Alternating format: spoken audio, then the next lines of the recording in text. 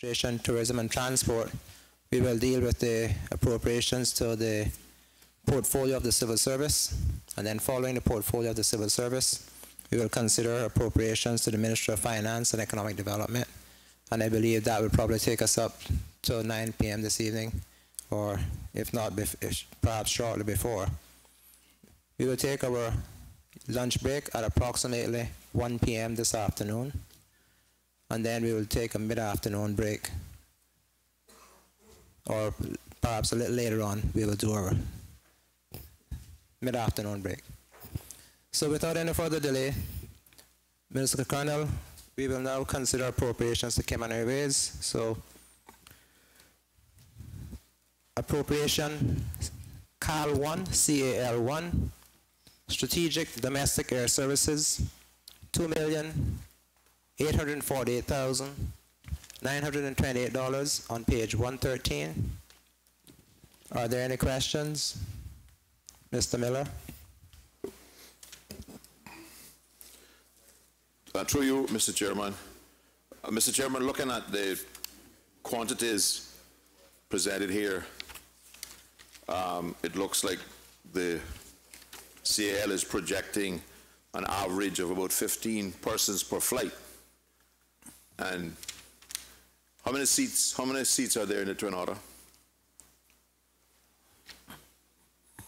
Thank you, Mr. Chairman. Mr. Chairman, I'm going to ask the CEO of Cayman Airways to answer the question for the member. Thank you. Good morning, through the chair. They're actually Fabian Worms, CEO of Cayman Airways. I'm also here with our chairman, Mr. Philip Rankin, and our executive vice president and CFO, Paul Tibbetts, to assist with any questions.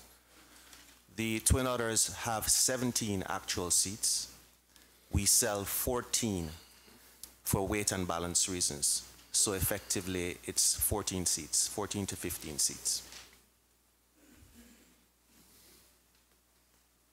Mr. Miller? How many seats, the media reports that you're putting a Saab 340, is it, on this route in August? How many seats will that aircraft seat? The Saab 340 is the aircraft that we have identified as the correct aircraft to suit the route. And it will have between 30 and 34 seats. How many? Based on your projections here of number of flights and number of passengers, where are the additional 15, 19 people going to come from? At the time when those numbers were prepared, it was in the context of us continuing solely with the Twin Otter operations. The Saab with 30 to 34 seats will essentially, one of those flights will replace two Twin Otter flights. What is the operating cost of the Saab 340 versus the Twin Otter? The operating cost relative to the Twin Otter is that two Twin Otter flights has a higher operational cost than one Saab 340 flight.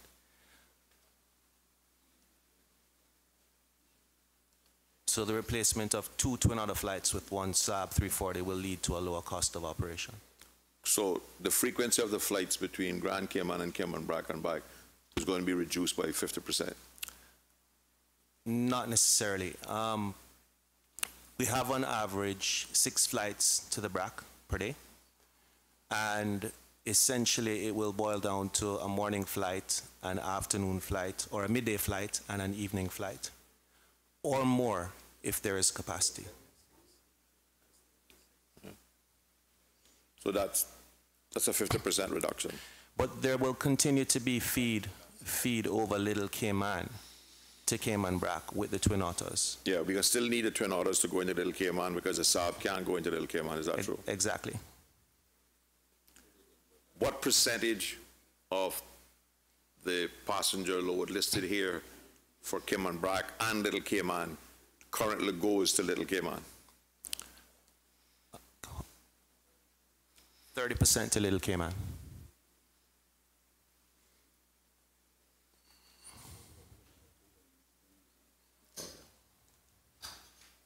So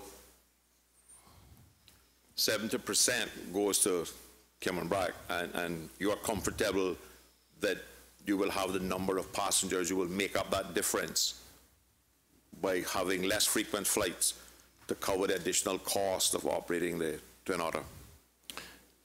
The business case actually shows no additional cost when we substitute one SAB in place of two Twin Otters.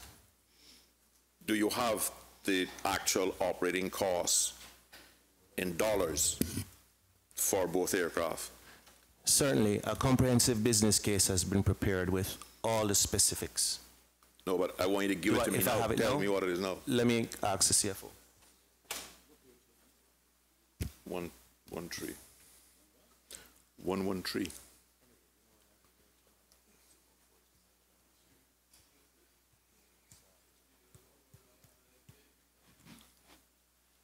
I'll provide an approximation.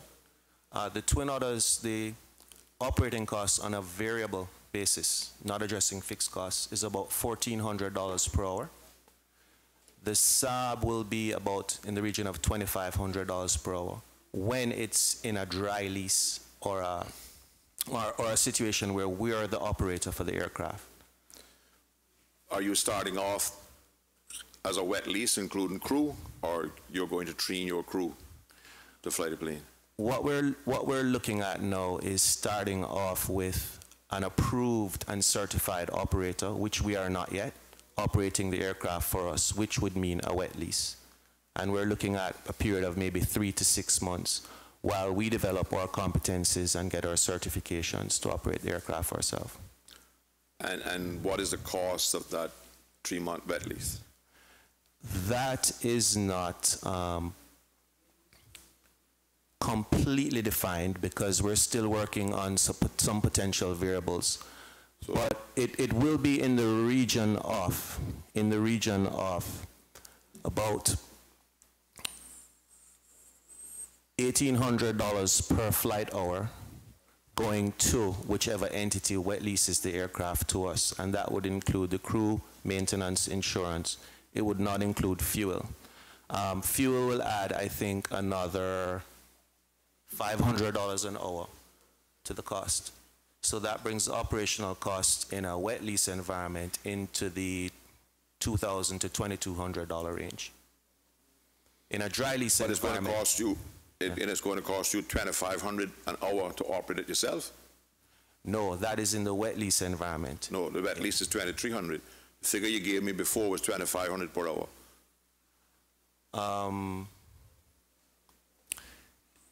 Let me ask Paul to assist here because there's the issue of variable costs and fully allocated costs. So Paul can give some more clarity. Well, in my view, you need to put all two together and tell me what the real cost is. Good morning, gentlemen. Under a dry lease scenario where we own the aircraft, the actual operating cost of this aircraft... Excuse me, Mr. Tibbetts, for the record, could you please state your full name and title for the record? Certainly. Paul Tibbetts, Executive Vice President and Chief Financial Officer for Cayman Airways. We don't have the specific numbers in front of us, but in terms of just giving you some estimates as to what we're looking at. Well, let's start off with the wet lease scenario, which is what we're looking at possibly starting with. As Mr. Worms pointed out, about $1,800 for the wet lease itself, plus another $500 for the fuel. There are additional costs as well, landing and parking fees and some other costs. So that brings that up to about $2,500 a block hour under a wet lease. Under a dry lease scenario now, the cost comes down considerably because obviously the crew is going to be paid. We're not looking at getting on any additional crew for this. We're trying to utilize existing crew.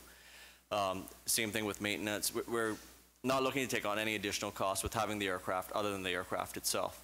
So the only cost that we're looking at from that standpoint now is really going to be the fuel, the insurance related to that, the maintenance, and the landing and parking fees that will be associated with that. So that will bring that down to, it's going to be under $2,000 with, I think if I remember correctly, it's about $1,800 a block hour. But you have to include in that your fixed costs. If you say you're buying the airplane, Correct. that has to be calculated in the cost as well. Correct. These aircraft are actually quite affordable. We've seen dry lease rates, and that's one of the reasons why we don't have the specific numbers because it hasn't gone out for tender yet, and that will be taking place. Dry lease rates for the aircraft run from about 25,000 per month up to about 40,000 per month. So from a cost perspective, you can spread that out over the total number of block hours that it's going to be utilized. It's not a large amount, maybe $100, which would be attributed to the cost. Compare that to other aircraft of similar size and type, and they start off at about $45,000, $50,000 per month and up from there. So that cost is significantly less for this particular aircraft we're looking at. Do you have any idea why this aircraft is available at such low rates compared to other aircraft? Sure. The aircraft is ended production in 1999. The other aircraft, which is the Dash 8 100 or 200, continued production through the 2000s. So obviously, from just a age standpoint, the newer ones are going to attract a more expensive lease rate. The aircraft are much more, I guess, promulgated throughout the U.S. Commercial air system, so they're much more readily available. And people, as they transition from one aircraft type to another, or airlines close down, the aircraft have become readily available. They're used by a lot of small operators, and therefore, just with the volume that's available, the cost has come down significantly. Yeah. Just to add, they're used by American Eagle, Delta Connections, United Connections, and so forth. So, but only in the southern quadrant of the United States.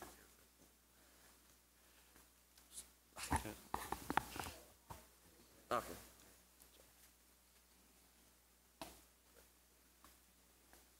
No, they're actually used in a variety of different places around the United States and around the region as well. They're used at Air Panama, for example, uses them in Panama and other places. So one of the things that makes this aircraft particularly attractive is because it's so well used, facilities for simulator training, for maintenance is all very readily available, and that makes it very attractive to us. Currently, you have flights that operate Cayman, Cayman-Brac, Kingston, Cayman-Brac. Those have been discontinued. We've never had that on a regular basis. At times when we have a plane out of service and we don't have a choice, we will combine flights, but as a regular basis, we do not have that. Will the introduction of this aircraft have any effect on the frequency of the jet going to the Brac? It will. What we have considered in the business case is, as Mr. Worms pointed out, a 50% reduction in the Twin Otter flying and a similar reduction in the jet flying as well. Depending on actual loads and demand, we may need to increase jet service or be able to reduce it further, but that's something that at this point in time, we're only looking at a 50% reduction, likely resulting in a Friday night and a Sunday night jet flights, which are generally heavy to the Brac. The Thursday and Saturdays don't tend to see as much traffic on them. The introduction of the international flights into and out of Cayman-Brac is covered under the strategic vote or the other subsidy of the government, not this vote. Correct. One of the things we have is an airlift framework, which I think we've discussed that previously, but just to give you a quick overview, everything we do is broken down into 4 different categories. The core part of what we do would be if the airline was run purely for profit. So these are all our profit-making routes, profit-making services such as cargo, ground handling, and so forth. We sell services or government purchases services for strategic purposes such as tourism, and that's the next allocation we'll be looking at. They also purchase strategic domestic, which is one we're currently looking at. And that's services that, from a profit standpoint alone, we probably wouldn't operate it, certainly not the level that we operate it now, because it can't cover its costs. And that's why we work along with the Department of Tourism, work with district administration to ensure that the needs of the country are being met through those services. So the routes that you're referring to would tend to fall into the core category, and those are routes that would be covered in and of themselves. They don't need any additional support for that. What is the revenue projected for the Cayman-Brac round trip route on the Saab and the jet combined?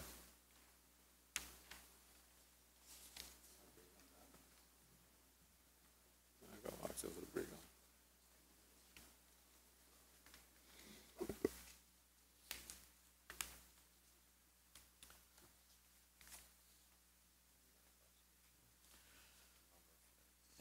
It's going to be approximately 4 million CI.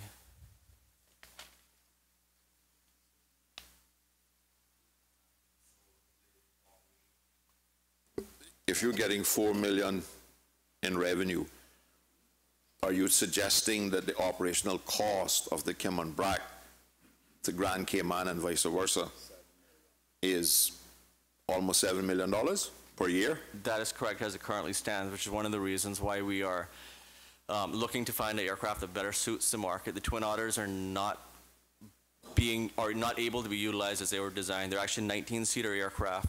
They're not designed to handle the route as is currently structured, nor be able to carry the cargo that we need. So we have to have those aircraft typically configured where they can only carry 14 or 15 passengers, depending on the route. That makes it very expensive to operate because you have to have more flights on a regular basis, and it makes it very difficult for us to cover costs. And it's actually gotten worse. Go back about 3-4 years ago, before the OTAR's regulations came in, where we had to increase actual average weights of people. We were able to carry 17. Now it's down to 14 to Little Cayman, 15 to Cayman Brac. So yes, those costs are what we're looking at. It's very expensive. It's not ideal. A different aircraft, we expect to have not a significant increase in cost, but the ability to carry more revenue on a per flight basis, and therefore the overall bottom line we're expecting to improve. So we can look forward to this, with the introduction of this Saab, we can look forward to this subsidy being reduced by 30–50% next year? From a percentage standpoint, I can't give you that right now, but we are looking to reduce Well, it. you have a business case, your business case.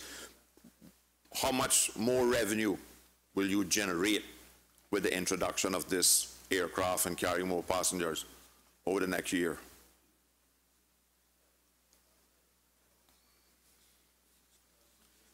Yeah, right now, to clarify, the subsidy, the output payment, the purchase for the services to the sister islands doesn't fully cover the cost of operating it. What we're hoping that by getting the Saab in there, that it will be fully covered, and once operated properly and efficiently, we'll be able to reduce it further. I don't have a specific dollar amount, but our goal is to make sure that we're covering our costs and not going beyond the purchase agreement. But you just told me that it cost you $7 million to do the operation, and you're taking in $4 million. Correct. So we know it's not covering the subsidy. Correct. The question is, what are your projections based on the introduction of this better aircraft, cheaper aircraft, carrying more passengers, carrying more revenue and cargo and everything else? What are your projections, and what does the business case say we can expect this subsidy to be reduced to next year?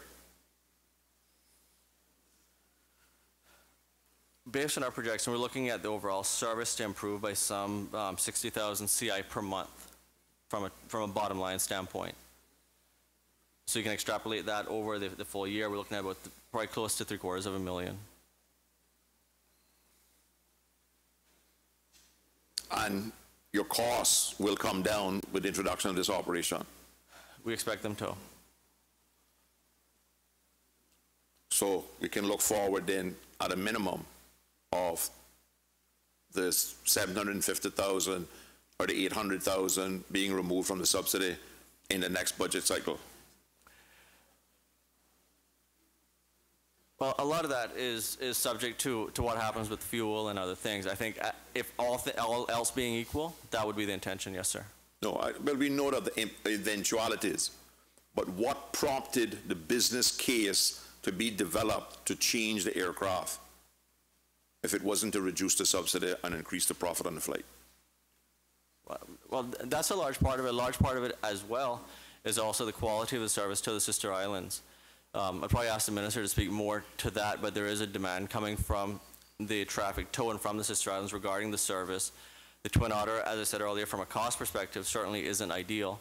From a passenger experience component is not ideal either. I'm not sure if you've traveled on that aircraft, but it's cramped. It's somewhat uncomfortable. If you have any kind of physical or medical needs, it's not easy to get on and off. If you have children, as I do, having them sit for 40 minutes on a flight and not having access to a restroom is not ideal either. So it's not just about the dollars and cents that triggered the look for this better aircraft. It's that plus the cost component. You say this one has a restroom? Yes, sir. And that how much weight was placed on that in the choice of aircraft? All of the aircraft we looked at had proper laboratory He brought it up, facilities. Courtney, I mean. So that's a piece of it as well. It's not any one portion of weight. I'd say it's an important element of it. Is something that's been called for many times, but it's not the critical component. Thank you, Mr.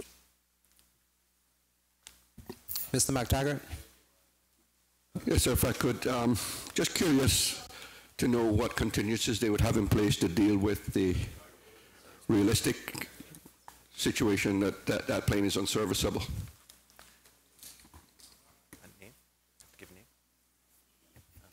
Sorry. Mr. McTaggart, can you repeat the question, please? Yes, sir. Question was, what contingency plans would the company have in place to deal with the eventuality of the aircraft going unserviceable while it's in service? Thank you. Introducing the 30-seater on the route means a reduction in use of the Twin Otters. We'd still have all the same crew and still have the Twin Otters in our Mr. Chairman. operation. So if we had that eventuality, what we likely would see is that we would then introduce 2 Twin Otter flights as an irregular operation to substitute for one Saab 340 flight. Again, it's 15 seats on the Otters, 30 on the Saab, so 2 flights would make up for one. We also will have the ability at times, we hope we never have to do this, but if we had to actually use the jet to move 30 passengers, you know, that's something that we would have to eat the cost on a very infrequent basis. So if I hear you, the fallback would be to the Twin Otters and the jets? Primarily the Twin Otters, and then a secondary fallback would be the jet. Okay. I do have another question, sir. When was the last time fares were adjusted on the inter-island service? The last time that fares were adjusted was back about 4 or 5 years ago.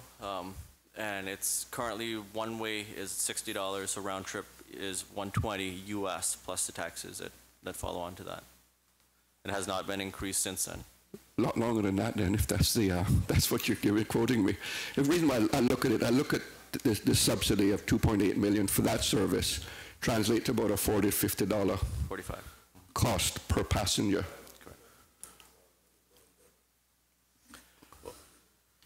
You're absolutely right with that. We actually, the purchase agreement provides a number of passengers and flights that we actually, well, number of passengers that we carry. We actually offer more seats than that to ensure that there's adequate capacity, frequency of flight as well. So we actually offer about 150,000 seats total for the market, and that actually does work out to about $45 per seat. And one other question, Mr. Chairman. What's the en route time then for the Saab versus the Twin Otter? I know the Twin Otter is about 35 minutes. These are going to be about 28 minutes, plus the taxi time in and out with that. So it's slightly quicker. It's a much more comfortable flight. So we're not necessarily going for a faster time because obviously the jet is still about 20 minutes flight time. Block time is a half hour. Block time for these aircraft is going to be about 40 minutes, is what we're estimating. Maybe faster than that, but just to be on the safe side. Okay. Thank you, Mr. McTaggart. Mr. Bush? Mr. Chairman, thank you. Mr. Worms might have said, I didn't catch the amount of passengers the new aircraft will take. Between 30 and 34. And we have not yet identified the specific airplane, so that's why the answer to that is not specific. I saw one on, well, I should even reference pictures because those people about CNS, they don't know when up is down and down is up. They know how to lie and distort. But they did have a photo up there which led people to say that that was the aircraft, and people called me and I said I didn't know. As I say, they don't know when up is down and down is up, but they know how to lie. And distort. Thank you, Mr. Bush. Thank you. Mr. McLean? Mr. Chairman, can we find out which aircraft in the sub generation are we looking at then? Aircrafts. I understand that question to be to do with the vintage. No, I just heard you say that we haven't decided yet on the type. No. We haven't identified the specific exact aircraft. So in other words, I can't tell you that we're getting an aircraft from vendor A with serial number ABC. That specifically. But what does that have to do with seats, the capacity? They all have different configurations. Some are configured with 30 seats and a lavatory in the rear. Some are configured with 34 seats and a lavatory in the front. There are also different configurations where you can remove a row of seats and shift the aft bulkhead forward to get a bigger cargo hold. We're looking at all of those options, and we have not yet specifically decided what is going to be the best value for money in terms of what we procure. But we do know it's going to be between 30 and 34 seats. And that is a little mystifying since it starts August, and we haven't reached that decision as yet. August is a bit of a target date. Oh, okay. Because that's what I can only relate what I heard, what I read, and it said that their lift will be different starting August. The reason we targeted, through you, Mr. Chairman, the reason we targeted August is because every year the express planes have to be sent away for their checks, their yearly checks. So they're usually off the island and not available end of August, September, October, and if the checks run for a long time, into November, which leaves the express service with only one plane.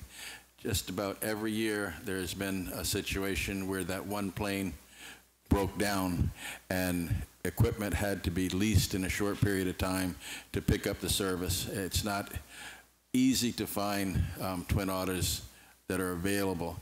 So last year we wound up with a helicopter from Cayman Brac to Little Cayman. We wound up with other equipment that could really service between Grand Cayman and Cayman Brac. So the thought was that to protect the service while the express planes were away, the opportune time to bring in this equipment and the most cost-effective way of bringing in the wet lease was in the time period of this need when one express plane would be off island. Mr. Chairman, okay, I hear that. I understood earlier that there's going to, the reason with the introduction of this sub 4 or 3/4 or whatever it is, we will be looking at making the Grand Cayman Brac a profitable route, operationally profitable. Is that correct? The business case, as I understand it, looks at what we have now, which are the express planes that carry 14 people. And the operating cost of that plane and the revenue that it can generate from carrying 14 people makes it not profitable.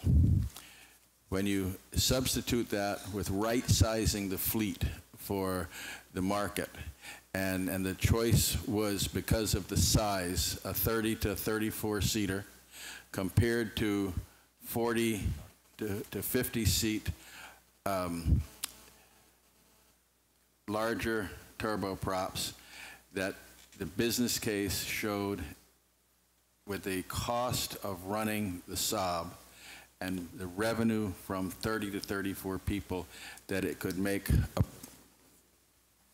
a profit on that route with a full load. Is that correct? I don't understand the long explanation. That's what I said. I mean, that was my understanding, that there will be an operational profit because you're taking out two the twin otter, and you're putting in one plane, the frequency reduces, the revenue increases, you are going to hopefully see an operational profit on that route. Now, since we're keeping the twin otters, what is the business case to keep them between Cayman Brac and Little Cayman, and what result will be achieved from that? If I may just clarify something before I answer that specific question. The profitability of the SAB, I wouldn't say that by introducing the SABs will become profitable. What we will see is, as was stated earlier, an improvement in the bottom line of about $750,000 a year. The operation will still require an output payment. So I just want that to be clear. Yeah. The other alternative would be an increase in the airfares in the region of maybe $40 to $50.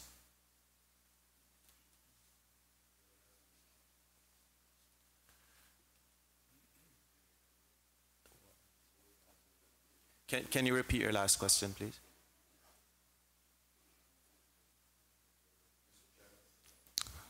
Mr. Chairman, okay, we'll go back and say that there will be an improvement on the bottom line. The alternative is to increase the cost of the seats so that we can get a little closer to break even or profits. If you want me to say that, that's fine. I don't have a problem with that. The question is then, and this is not the question I had before, but the question is then on that is, why don't we increase that, and how much it is that the business study showed to make a break even or profitable route? How much is that? Through you, Mr. Chairman, thank you very much for the question.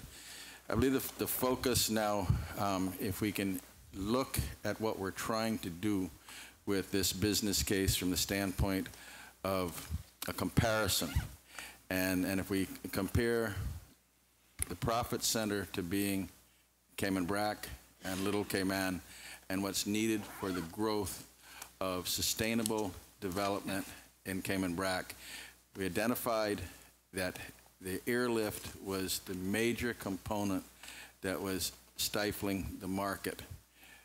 And this business case looked at the most effective way, the most economical way of servicing the island. If you use this comparison and look at what the strategic tool of Cayman Airways offers, and use New York as a market, and say the purchase of a service into the New York market allows Grand Cayman and Cayman Brac to receive tourists from an area that has the highest concentration of wealth in the world, and they spend more money on a weekly basis when they come here. So we use that same concept and try to look at the business case that makes the most effective use of the right size equipment to bring people. And remember that if a person, from the tourist standpoint, if a person is traveling to Cayman Brac, 90% of the time they're going to come through Grand Cayman.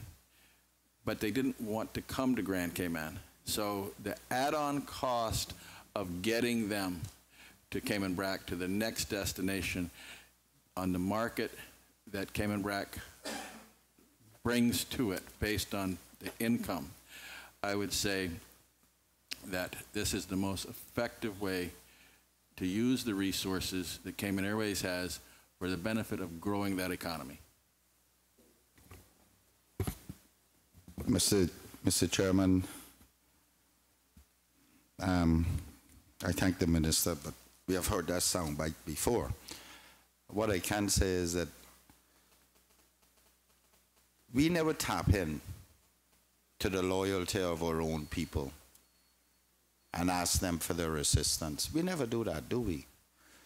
Such as help subsidize these particular services. We just cross-subsidize them with monies we take from someplace else, which we believe is in the interest of our people. In many countries, the governments go and say, we would like to put $10 on your tax to pay off for this project. And that's what I'm talking about. If we have looked at, I don't know, it might be $10 based on the average amount of passengers we take to Cayman Brac, and then we go and ask that if people can take $10.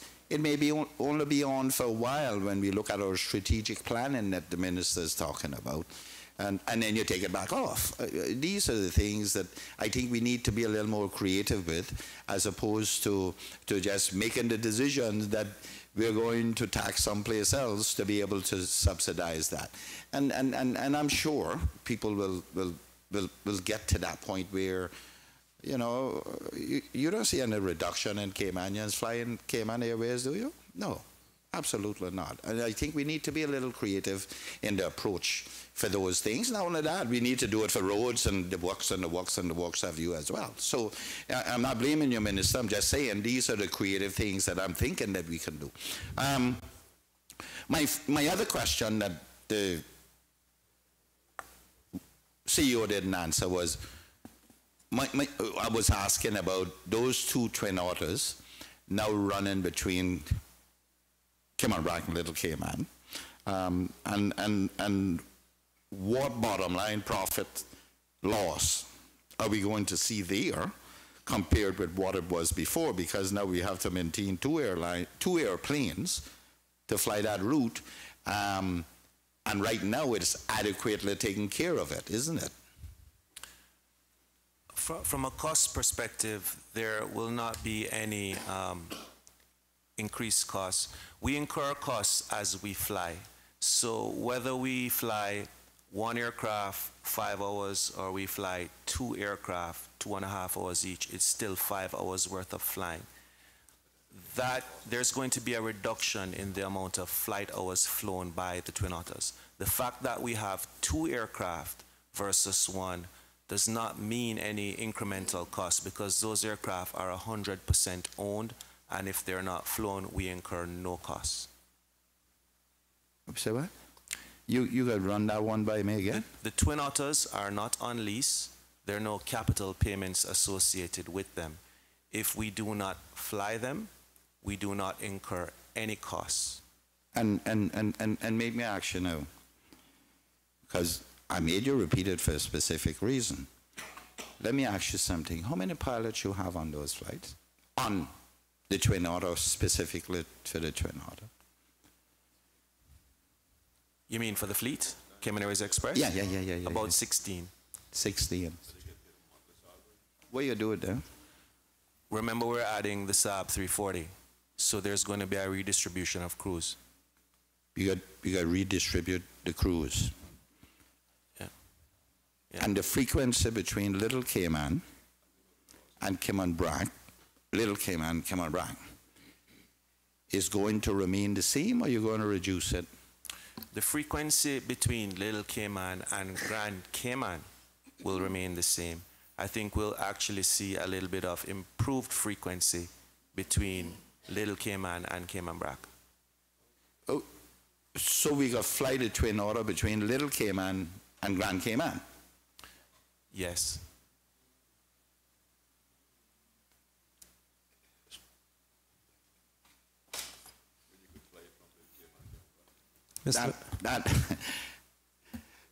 That confuses me, because all reports are that the SAB is going to feed Little Cayman. Isn't that what was said, or did I read that wrong? I would not rely on anything you read in the press, because we have not shared any of the details of our business case with the press. So what I can share with you is I can elaborate on what I said earlier. Let me try and give a general perspective of what will take place. In the mornings, we will have a twin otter flight originating in Grand Cayman going to Little Cayman. And this is very conceptual, but this is the model in the business case.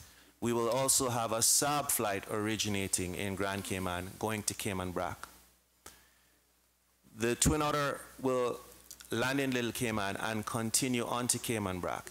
It will then possibly connect, or ideally connect, with the Saab that left Grand Cayman and arrived in Cayman Brac. This means we have two ways of getting passengers now to Little Cayman. One would be over Cayman Brac, feeding Little.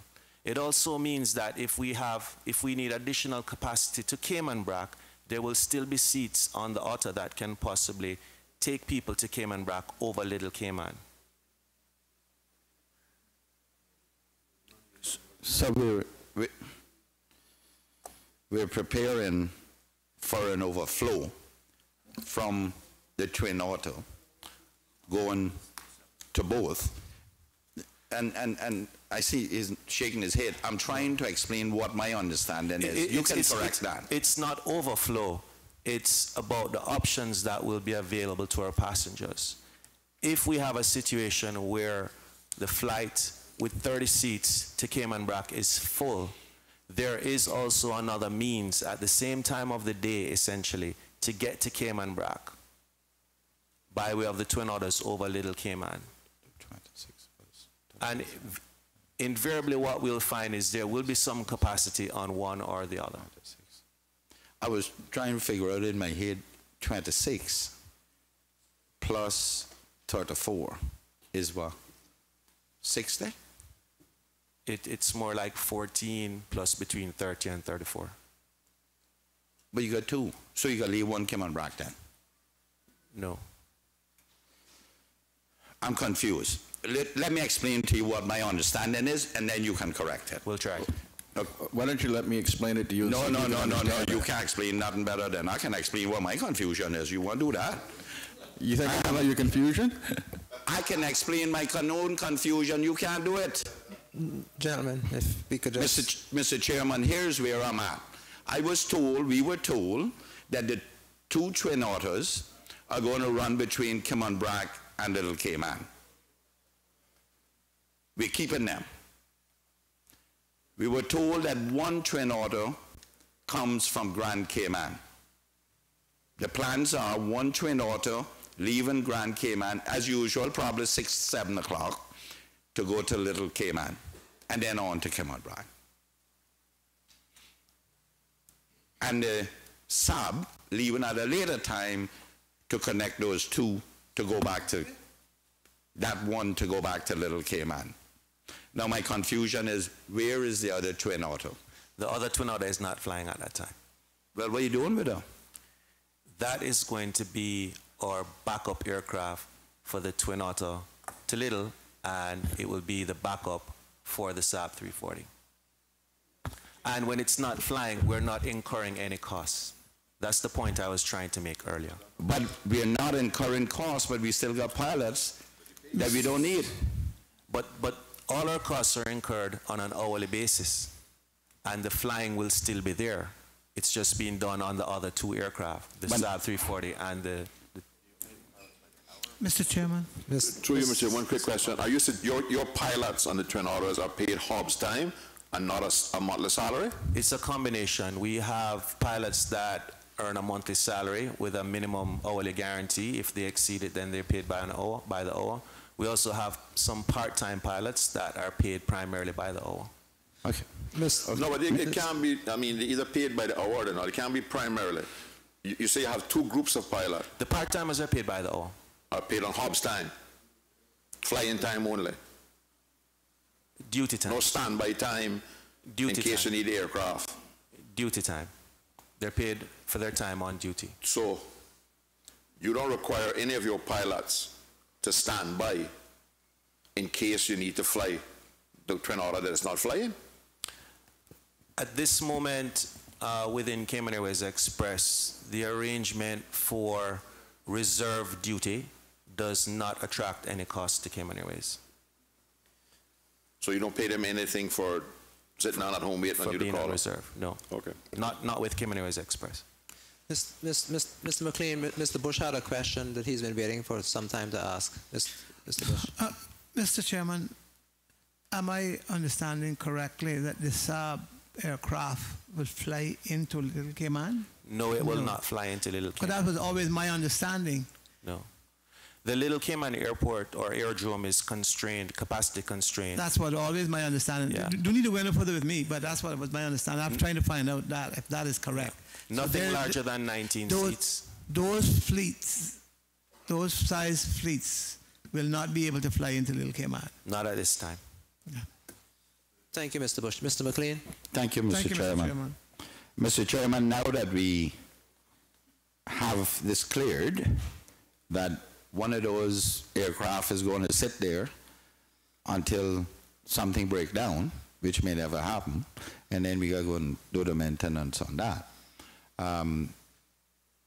I appreciate that since we don't own it, but we got one down the Mojave Desert that we don't own. We own two that we don't flying. We sell that now?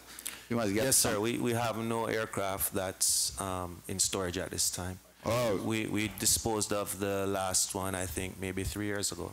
How much we get for that?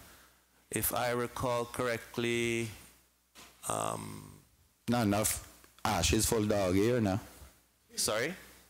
Probably not enough ashes to full dog ear.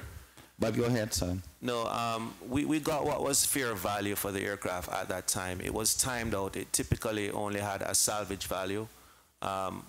I think on our books, the salvage value was in the region of 200,000. If I remember correctly, the sale price on the last one was in the region of 600,000. Thank God. Now, here is where I was going, because now, because of the two being, you kept saying the two are going to run through and fro and come out back, but really it's not. It is only one you're going to use and the other one you got on standby. So, in storage. May I just interject one thing? No, not in storage. Remember, both the aircraft, the Saab as well as the Twin Otter, they will have scheduled maintenance. So there is no way we could have any kind of operation with just one aircraft. There has to be another aircraft that plugs in, not just when the aircraft breaks, but when the aircraft is on scheduled maintenance. And there is weekly scheduled maintenance. I We're not understand. going to really have one parked. What you'll find is today we may have one aircraft doing the first 2 flights and another one doing the second. Tomorrow it may be one doing all 3. The next day it might be the other one doing all 3. The aircraft will be utilized, not parked in storage. Okay, okay. Thanks for clarifying that. Now, what I was trying to reach when I was saying it was 60 available seats was the 213s and the 34. Right, which would have been about 60, right? But it should count 114, and the 34. Yeah, Not 2, right? So that's 48 seats now we're looking at. I'm asking, what is your load factor in the mornings, say, to Cayman back and Little Cayman? I'll ask Paul to give the specifics on it. Currently, because you only got 214s, which is 28. The Sister Island flying is a little odd in that how it's structured currently. We do about 7 triangle flights. That's what we call them, because right now they typically leave Grand Cayman, go to Little Cayman or Cayman Brac, then go to the other sister island, then come back here. So it's very difficult to come up with a specific load factor because they're in each area. Just to give you an overall average, though, the flights that leave between Grand Cayman and Little Cayman run about 62% load factor currently. Between Cayman Brac and Grand Cayman runs about 80% currently, and then there's a 22% between the sister islands. Now, like I said, it becomes difficult because you actually have to add those numbers together in order for it to make sense. So the 62% you may have between Grand Cayman and Little Cayman, depending on the rotation of that aircraft, you might need to add another 20% onto that to have the full capacity of that aircraft. The reason for that is it's all Mr. Chairman, I really don't know anything about the airline industry. It don't make sense for anyone to think that I am in this because the industry. I know my limitations, but I am concerned. My concern is peaked, that we had 28 available seats.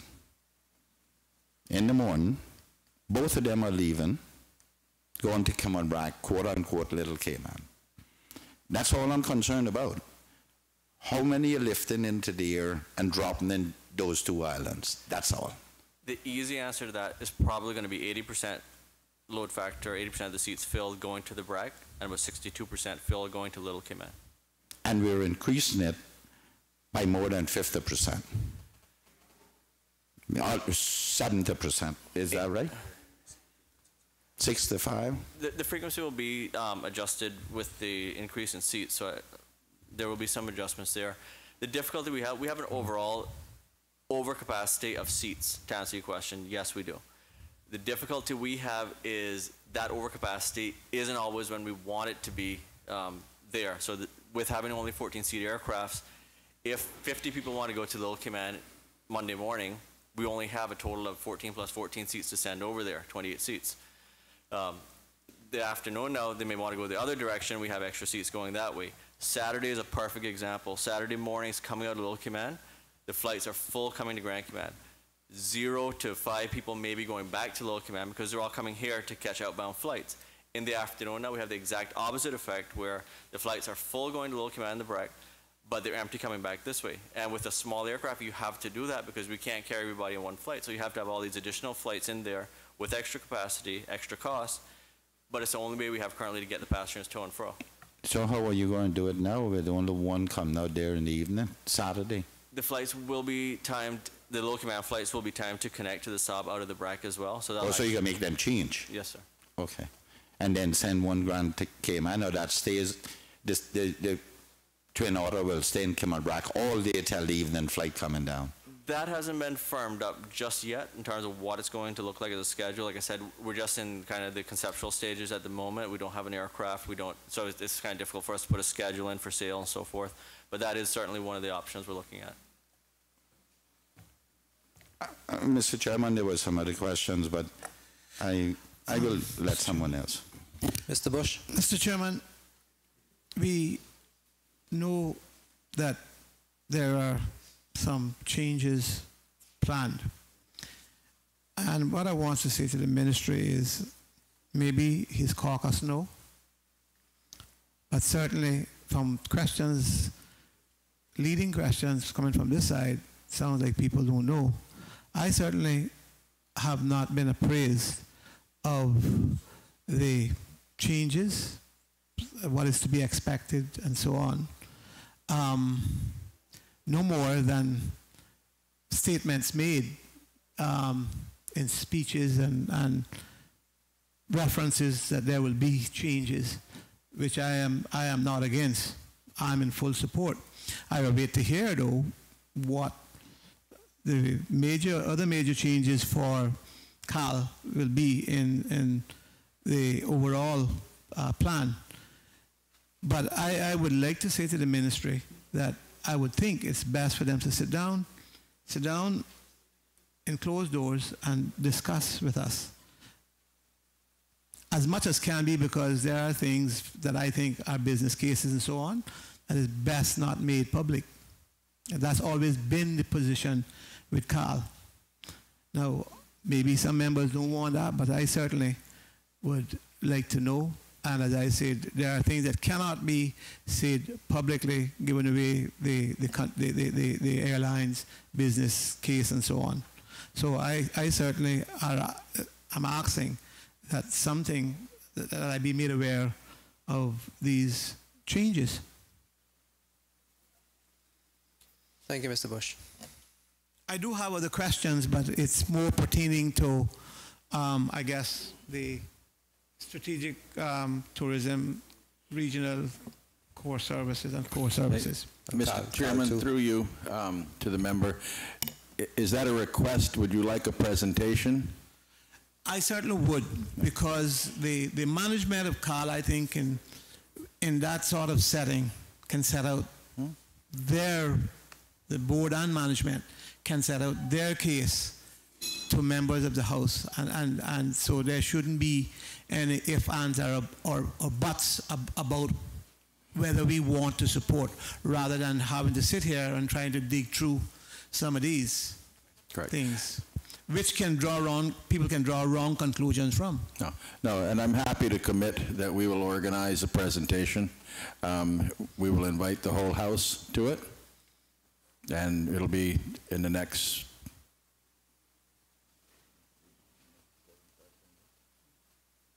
within the next week. We'll circulate a date to everybody. Thank you. Are there any further questions? Mr. McLean, you have another question? Yes. Mr. Chairman, may I say the minister can organize his meeting with the exception of myself, because I'm going in a meeting like that again after my previous experience, and I don't want to bring a motion of contempt in here.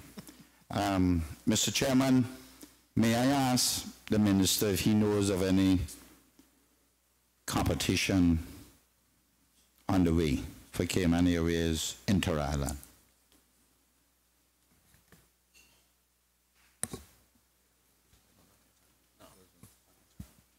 Through you, Mr. Chairman. No, sir, I do not.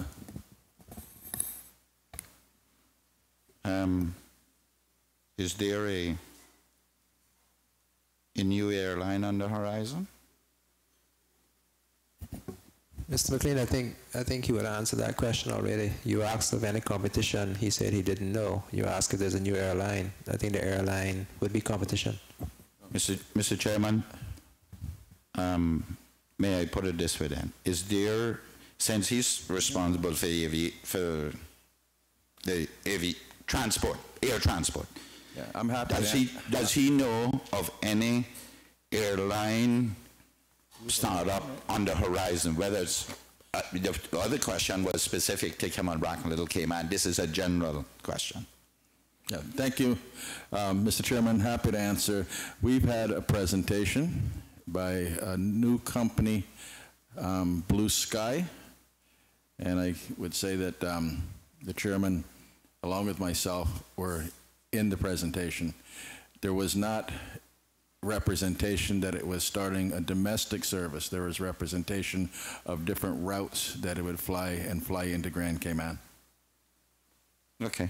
Is there some coordination between Cayman Airways and them for feeding in to Cayman Rock and Little Cayman? Some strategic plan, or? If I can answer it in this way, I would think that the stakeholders would be happy if there could be lift brought in from Bogota, other places that they fly, because they are looking at regional gateways, and if that allowed more lift to connect into the sister islands, the stakeholders would be quite happy with that. Okay. Are there any further questions?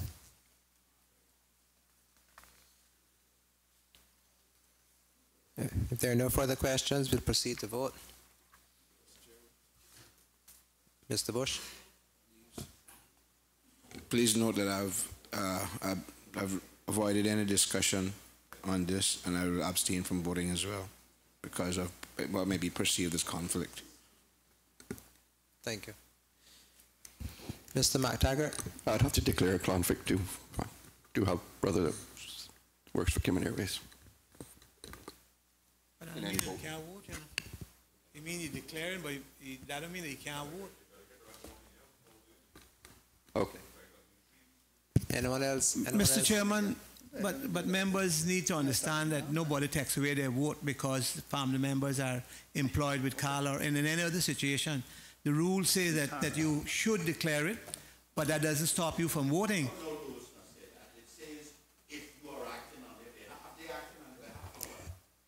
Mr. Speaker, Mr. Chairman, I am saying that members, nobody can take away their vote. They should declare declare it but not stop from voting. It's only their conscience that can stop them from voting to say, I will not vote or I will vote. But there is nothing to stop them from voting. That's. Thank you. Thank you, gentlemen. Thank you. Having said that, all those in favor of Carl 1, Strategic Domestic Air Services for $2,848,928, standing part of the schedule to the bill, please say aye. Aye. And those against, no. Carl 2, Strategic Tourism, Regional and Core Air Services, $14,956,872 on page 114. Are there any questions? Yes, Mr. Chairman. Mr. Bush? Mr. Chairman, in connection with Cayman Airways lost their contract with British Airways. That happened because of the new board at the airport right after the general elections, granting the operator for American Airways a wider license, and he therefore got the BA contract after he got the new license. Can the minister say how much CAL lost in revenue and how many CAL staff was affected?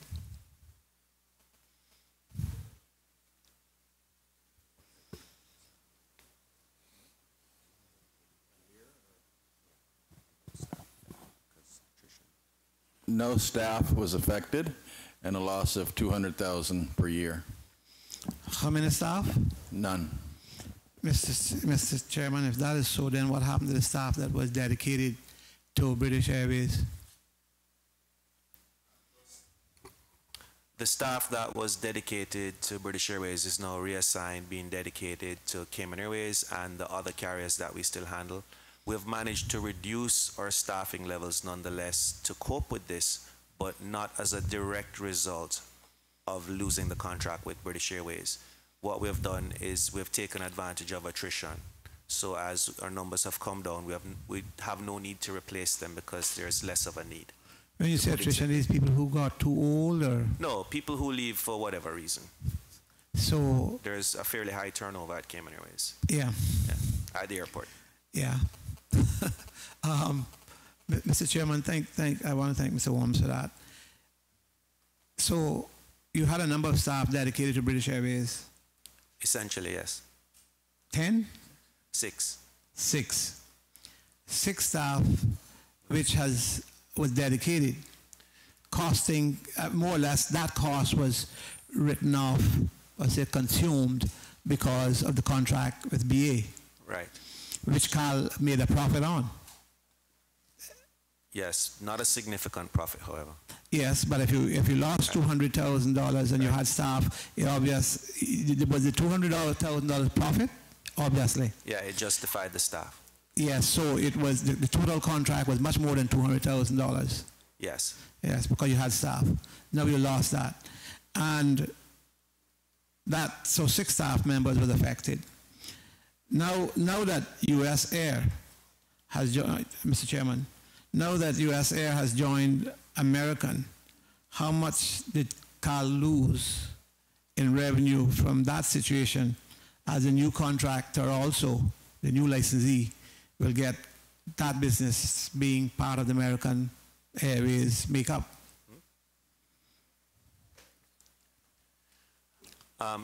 If that happens, and the scenario is at the moment, American Airlines has one service provider and US Air has another, which is Cayman Airways. Right. Because of their merger, there will be one service provider, and it's either going to be the current service provider to American Airlines, or it's going to be Cayman Airways. If we were to lose that contract, that would have a significant impact. That would be in the region of $1 million a year. And so, Mr. Chairman, I'm not going to anticipate anything, but knowing what I know over the years, American being what it is, And American don't give Cayman Airways revenue, not deliberately so.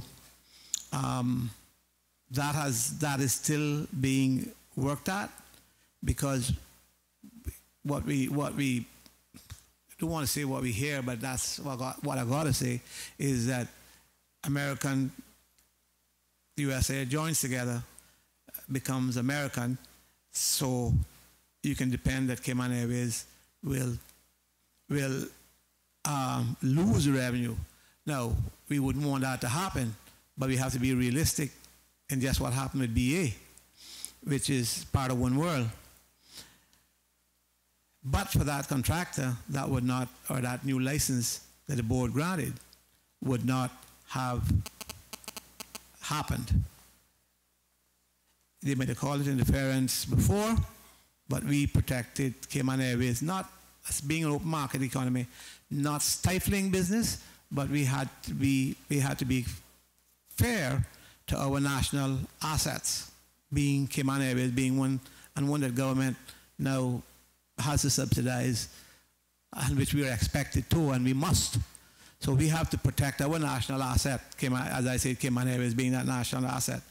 I make that point, Mr. Chairman, because I know matters could arise from my questions in the public arena, and that they will say, as audits come and go, and people open their mouths where they want to, that we did wrong. Thank you, Mr. Bush. Are there any further questions? Mr. Miller? Through you, Mr. Chairman, to the Minister, this vote is used to assist Cayman Airways to develop new routes, or to assist Cayman Airways to maintain current routes?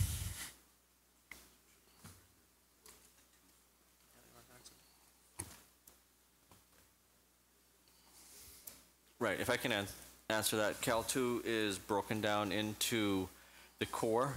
As I spoke about earlier, typically these are profit-making routes, but in some instances, cargo, for example, they may not always be covering their costs, and there is a need for support for that.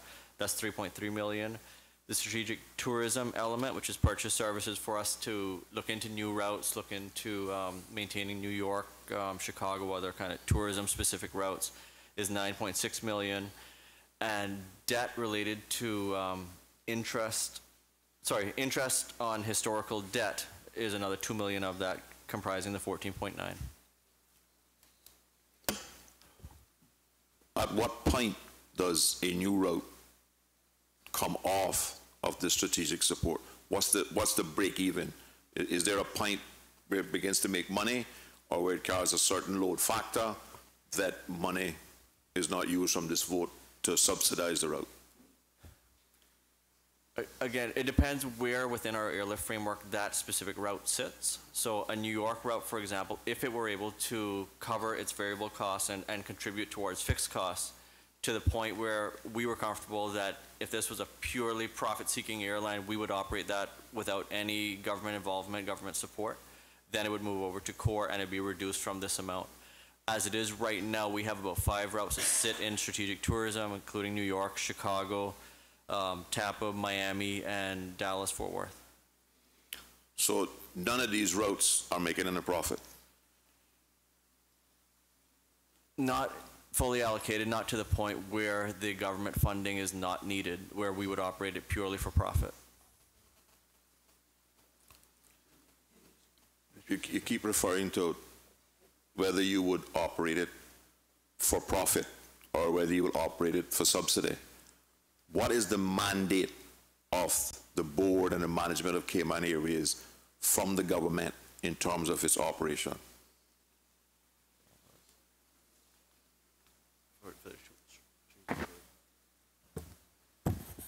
Let me, through you, Mr. Chairman, thank you very much. I want to go back again to the thought process behind how we use Cayman Airways as the strategic tool for tourism and for friends and family business of this country. And I go back to specifically the New York route. The New York route is a high-producing route for the country because of the individuals that it brings here for the tourism product itself, and the average spend of $5,000 to $6,000 a week compared to other gateways that only bring people who spend, visitors who spend $1,500 to $2,000. So strategically, we make a decision, and we would like to bring and develop our tourism product out of the northeastern United States. We don't have the ability to dictate to American or Delta or other carriers that they must put a flight into a certain gateway for us. But working with our vertical integration and breaking down silos and talking to the stakeholders that we would like to open a gateway, and I'll specifically say New York, we are able then to give benefit to the country itself by bringing in the revenue that we get from the visitors from that area. Strategically, what that means is that we purchase a seat and, for the lack of a better word, subsidize that seat to the tune of $200. When that visitor comes to Cayman and spends $6,000 for a week at the Ritz, that's $5,800 that this country is better off. Now, we take that one step farther and look at what has actually happened is that we've added flights to that route. Our tourism product is given a competitive edge with Cayman Airways as a tool when you compare us to the other regional destinations that we compete with on a daily basis with sand and sea and sun. So we make it easy for people to get here. But what happens with that is that the success breeds success, because JetBlue now sees a destination that is being serviced and the flights are running at a very high load factor. So they introduce a service into the market. Well, what the market does is absorb that introduction almost immediately, and they start running a very high load factor. The benefit to the country, I think you can start to see how that moves forward. Now, strategically, again, our purchase is, we look at it and we say, Cayman Airways has done its job. We now have direct service 7 days a week out of New York. We make a decision, do we take that piece of hardware, that plane, and look at opening another gateway because New York is now serviced by JetBlue? Or do we see the benefit because we're running a very high load factor of leaving that plane there and continuing to buy that service? So that is the purchase, the thought process, and the purchase that is being allocated here in this vote. What percentage of your tourists that currently arrive from New York does Cayman Airways bring? 45%.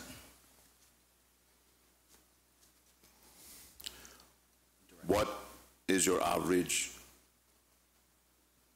subsidy per flight?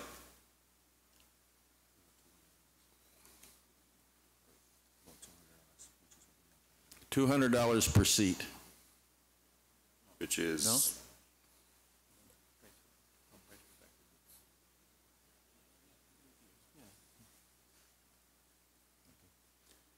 So we're using this vote to reduce the price of a seat from New York to Grand Cayman by $200.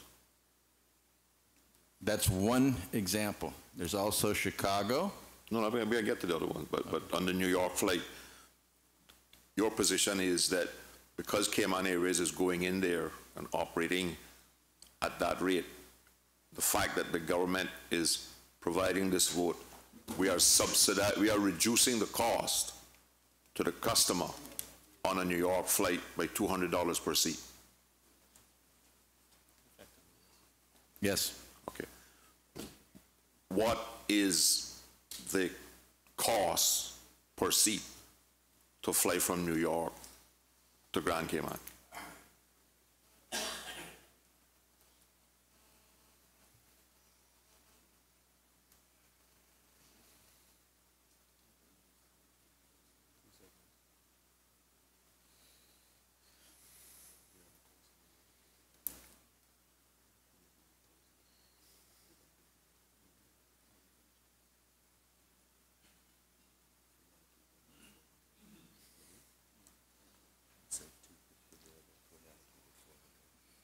$400 includes taxes?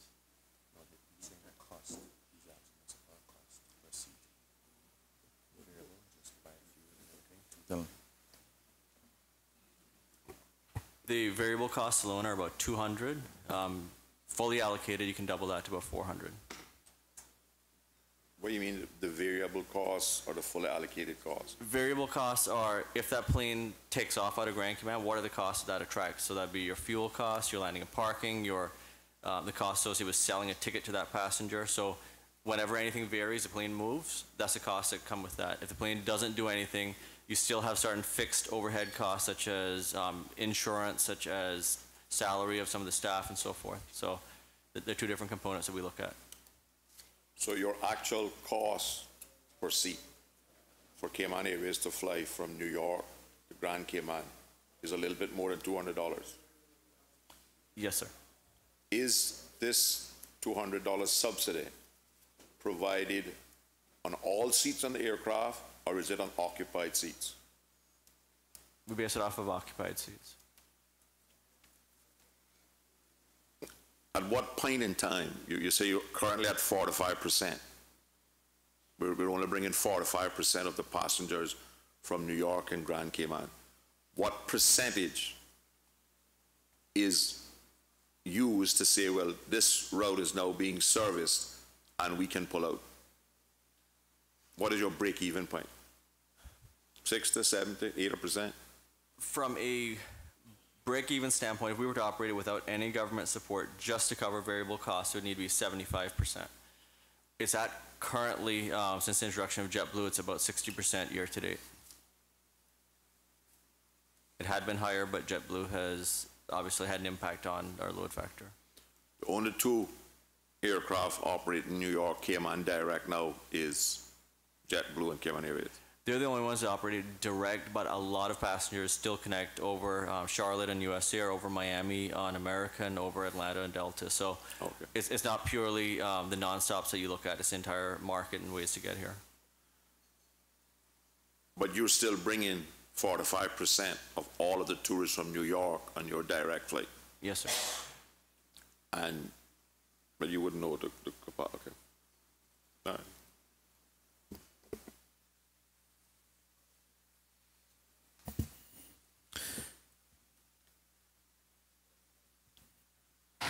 Mr. Miller, is there another question, or are you waiting for a response?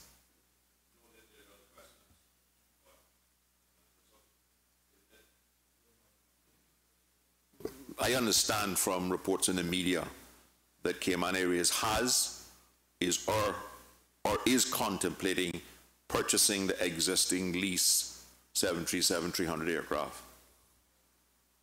Is that a fact, or? That is factual. So Cayman Airways has already signed an agreement to purchase them?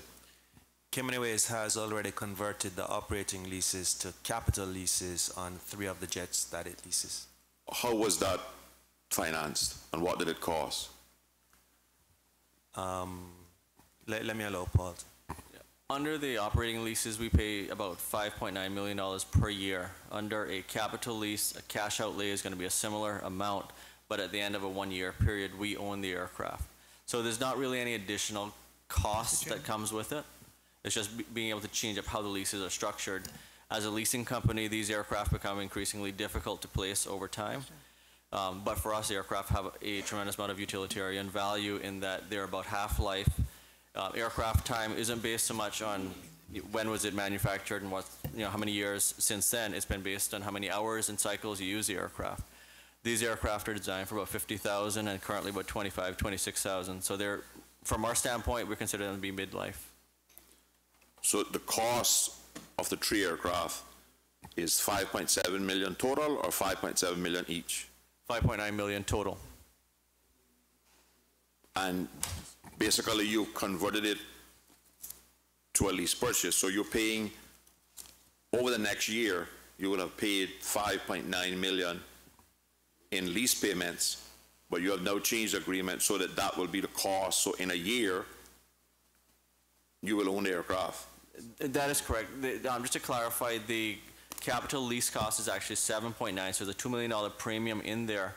However, the cost savings that we get over the course of the year from not having to pay the additional maintenance reserves and so forth will more than make up for that amount. What do you mean you're not going to pay the additional maintenance reserves? In this capital lease, you're not paying any maintenance reserves? That is correct. There's certain, and we're still setting money aside internally and to cover maintenance events that will take place. Maintenance reserves, we have to pay for a series of different things. With these aircraft, there are several of those events that will never take place, so it's just money we are giving, we would have been giving to the lessor, which we would never get back, so that we were able to save. So when you changed over from a regular lease, paying maintenance reserves, there was an existing amount of money that the lease company would have had that you would have paid in over the last year or several years. What happened to that money? Was that money given to the airline as part of the purchase agreement? That money is actually referred to as supplemental rent, and it's a fee that you pay the lessor for usage. The lessor retains that money and will use it to replenish or restore. The price that we paid for the aircraft was consistent with the value of the aircraft in the condition that they were in. If the lessor had put the money that they hold in reserve to replenish the aircraft and restore the aircraft, then the value of the aircraft would have gone up. So in essence, what happened was the lessor has kept the reserves, but the alternative is if we got the reserves, we would have paid more for the aircraft to the equivalent amount of those reserves. So what was the lease reserves at the time that you converted it? The cost, I will give an approximation. For each aircraft, they may have been in the region of $1 million, $1.5 million in reserves. And let's say, for instance, we paid $3 million for an airplane. If those reserves were spent on the aircraft to replenish engines, restore engines, then the value of that aircraft would have gone from $3 million to $4.5 million. So that is why the leasing company in this case kept the reserves. But additionally, the vast majority of these reserves would have remained with the lessor in any event. unless you needed to use them. Exactly. But with the timing of the leases, how they would have expired, we would not have used a lot of these reserves. So how are you going to provide the same reserves for the aircraft that you now own over the next year? Where's that money going to come from? It's going to come from our operating revenues. One thing that we have to bear in mind, though, is that we do not have to provide the same level of reserves, because now we're not under the obligation of an operating lease. We're not obliged to set aside money for events that will not happen. So we will now set aside only for what will happen. So that in itself creates a reduction. We also have more flexibility in maintaining the aircraft now, because under the operating lease, we were bound to very strict obligations in terms of overhaul requirements.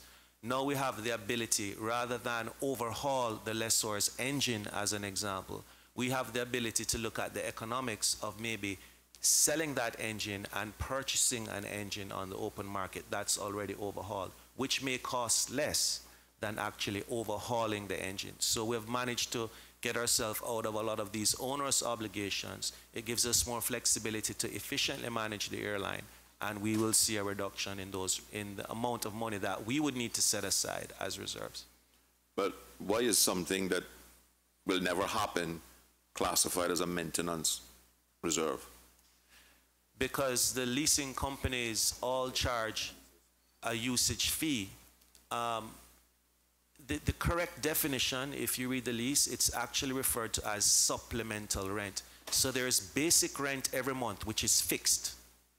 For argument's sake, it may be $100,000 per month. But for every hour that you fly, for every hour or cycle that you operate an engine, there is a usage fee. For us, it's really supplemental rent. It's additional rent.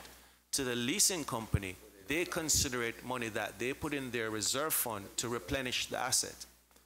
But if you needed an engine, they will find the engine. In a sense, because the concept is we pay for usage, the principle behind it is that they are leasing us the aircraft with the engine maintained, with the heavy maintenance done. So instead of we paying to maintain it ourselves, we'll pay the leasing company, and then it's their obligation to maintain it. That's the principle. In actuality, what happens is an event will take place. We will pay for the overhaul ourselves, then claim back from the leasing company the reimbursement to the tune of whatever is in the reserves. How often has these aircraft broken and flights delayed or canceled over the last year? Our technical rate of dispatch reliability with these aircraft is about 98%. What that means is that for every 100 times we put that aircraft to the gate, it performs 98 times. 2% of the time it doesn't perform. The impact of that, however, in that if an aircraft breaks down this morning in Grand Cayman, it will affect a string of flights today, possibly into tomorrow, depending on the routing. And your revenue and cash flow will allow you to find the money to do these maintenance rather than how, I guess I would call it a sinking fund, a fund that is built up regularly to replace an engine. You're comfortable that when you need an engine or some big maintenance thing which has not been funded, you have the cash flow to do it. The immediate cash flow improvement by converting the operating leases to capital leases is in the region of about $5 million per year. We plan to set aside approximately a half of that to address maintenance events. So you're setting aside $2.5 million for 3 aircraft, whereas before you were setting aside an average of $1 million per aircraft under the lease. It would have been more than $1 million per aircraft.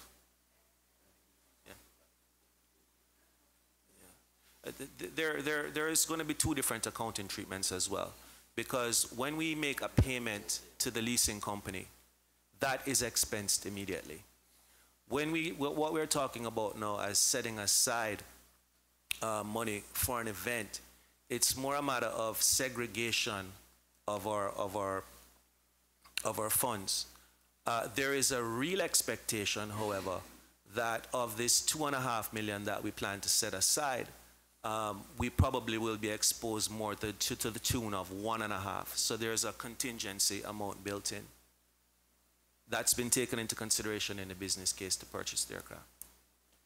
But you said earlier that you were not going, so you're not going to segregate on an annual basis or on a monthly basis any of your income for this maintenance fund. You're simply going to take $2.5 million of the $5.9 million that you're saving this year from a lease. So, but you said earlier that you were using the lease payment to purchase the plane. So where is if you're going to save $5.9 million by buying the plane from leasing it, where is the $5.9 million coming to buy the plane from? The funding to actually purchase the aircraft, and before I say this, let me just state that the economics of purchasing all 4 jets was good. We really would have preferred to purchase all 4. We were constrained, however, by the level of funding that was available to us. The level of funding, this is how the funding was derived.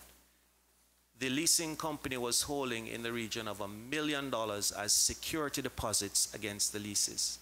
So we're purchasing 3 aircraft for a total of 7.9 million US. The Oh, but you first, told me 5.9 left just now.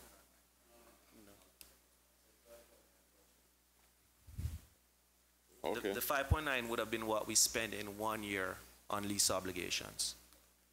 Right. So we're spending 7.9 to get rid of several years of lease obligations at the rate of 5.9 million.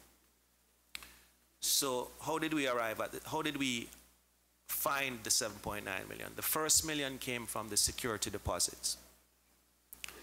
We receive annually an equity injection in the region of 5.1 million. This year, you will see it as EI1 in the annual plan and estimates, and it's 4.85 million CI. The 5.1 million CI converts to 6 million US approximately. It's actually 6.1 million US. What was happening was we have historical debt that the airline has accumulated over the years. So every month, every year, there's a certain amount that's paid down on the principal debt that we owe. It's to the tune of 5.1 million per year. We went to the banks or bankers and said to them, can you provide us with a principal holiday for 12 months, which relieves us of the obligation to pay down that principal owed? Because we have a very, very good, productive use for these funds. So the banks agreed. You need to bring that here for guarantee.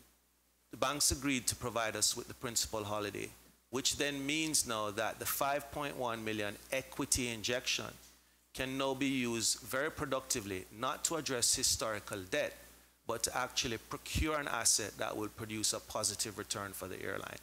So we had the 1 million in security deposits. We had the 5.1 million CI, which is 6.1 million US, plus the 1 million in security deposits. That's 7.1 million US. So that leaves us short of about 800,000 to conclude the transaction. The operating lease in being converted to a capital lease, it then has a cap of 12 months. So over the 12-month period, our obligation is to settle that difference of approximately 800,000. So you're using the equity injection from government to purchase the 5.1 million. So the 5.9 million in lease that you're projecting to save by buying it is going to be over the next year where you're going to get the 2.5 million to put in your maintenance fund. Yes. Where is the other, what is going to be, what would the balance of the 5.9 million be used for? Well, the balance of the savings, in the first instance, we are carrying our full overdraft facility as we have been forever basically at Cayman Airways. So we intend to address our overdraft, which will reduce interest expense. We also plan to invest in the airline to create better bottom line results. As an example, the issue of spares for the aircraft that we owned. If we were to hold the level of inventory that the manufacturer says we should hold, so that when an aircraft does break, we have that part to fix it on hand, right here in Grand Cayman, versus having to wait a day or two for the part to get here, which causes us operational hiccups. If we were to hold the required level of inventory, we would have to outlay in the region of $10 million. That's the Boeing recommended spares provisioning. We never have been in a situation where we had the capital resources to tool the airline to that extent. Now what we plan to do with the increased cash flow and the increased bottom line savings is to make investments in the airline, using just that one as an example, where we can bolster the level of spares that we hold to increase the reliability of our service. We'll also be investing in expertise and technology, which will improve our ability as well to increase the reliability of our service. There are also other issues, capital projects. As an example, Normally, what we use now for people to embark and disembark from aircraft are the passenger stairs that we're all familiar with, the mobile stairs. We have a problem, for instance, with our passengers that are disabled and need wheelchair assistance.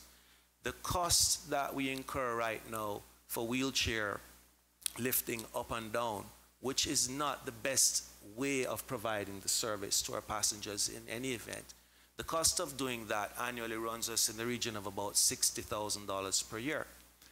We have, for the last 2 years, been looking at some new type of embarking and disembarking equipment referred to as boarding ramps. So it's not stairs that you climb. The wheelchair would actually be pushed all the way up to the aircraft. It's very easy on the passenger. Now, the cost of these boarding ramps is in the region of $100,000 per boarding ramp, but they have a life of 10 years. So when it's depreciated over 10 years, the cost is then $10,000 per year, or $800 per month approximately. If we had $100,000 to buy one boarding ramp, then for a cost of $800,000, we start to eat into, a cost of $800 a month, we start to eat into this $6,000 or $7,000 a month expense that we incur for wheelchair lifting. In actuality, what we need to negate that expense is purchase 3 boarding ramps, and we've wanted to do this for the last 2 years. Could we put our hands on $300,000 to do this, which is going to save us $60,000 a year? No.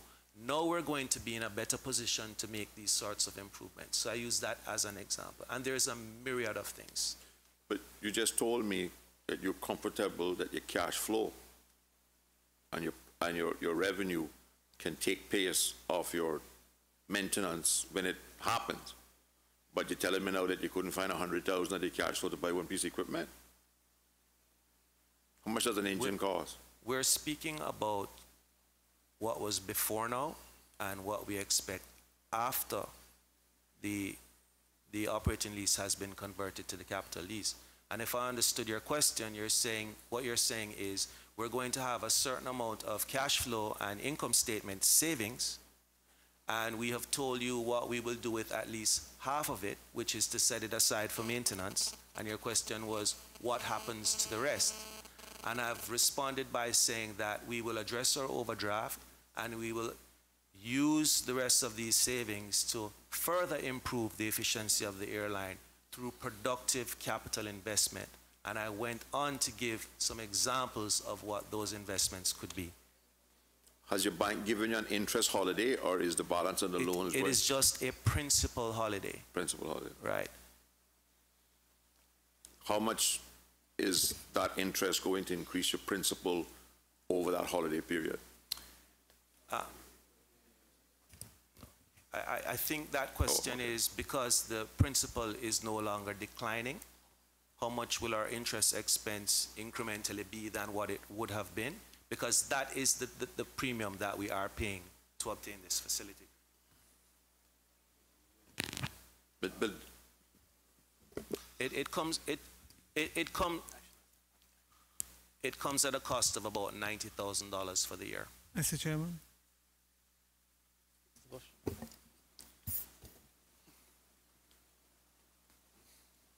I have another question on a different matter, but go ahead, Mr. Bush.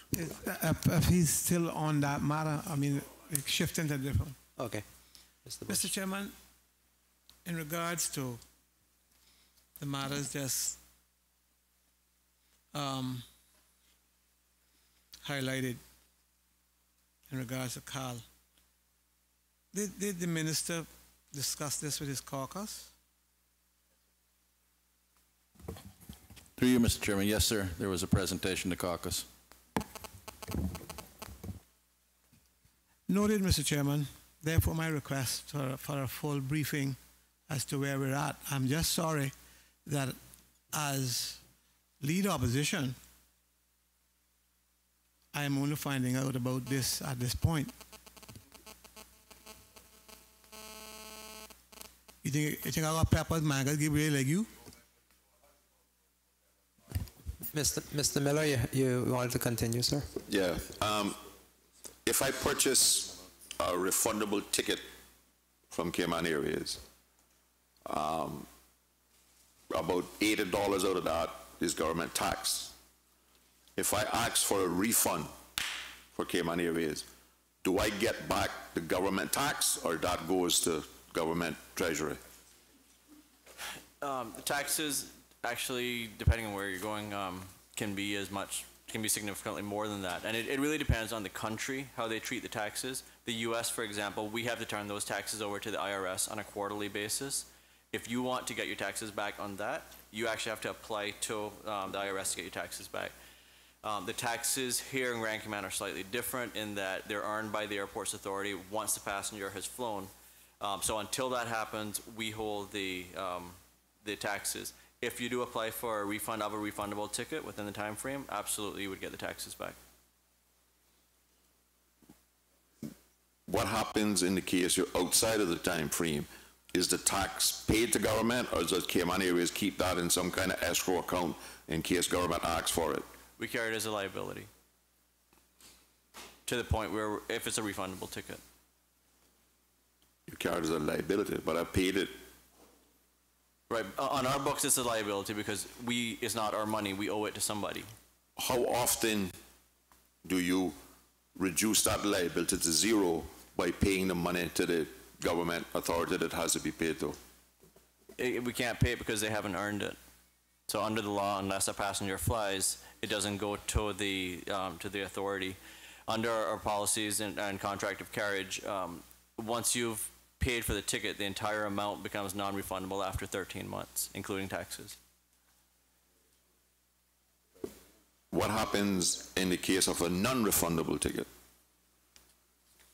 Then the entire amount after 13 months, because even with a non-refundable ticket, the value can be applied to another ticket.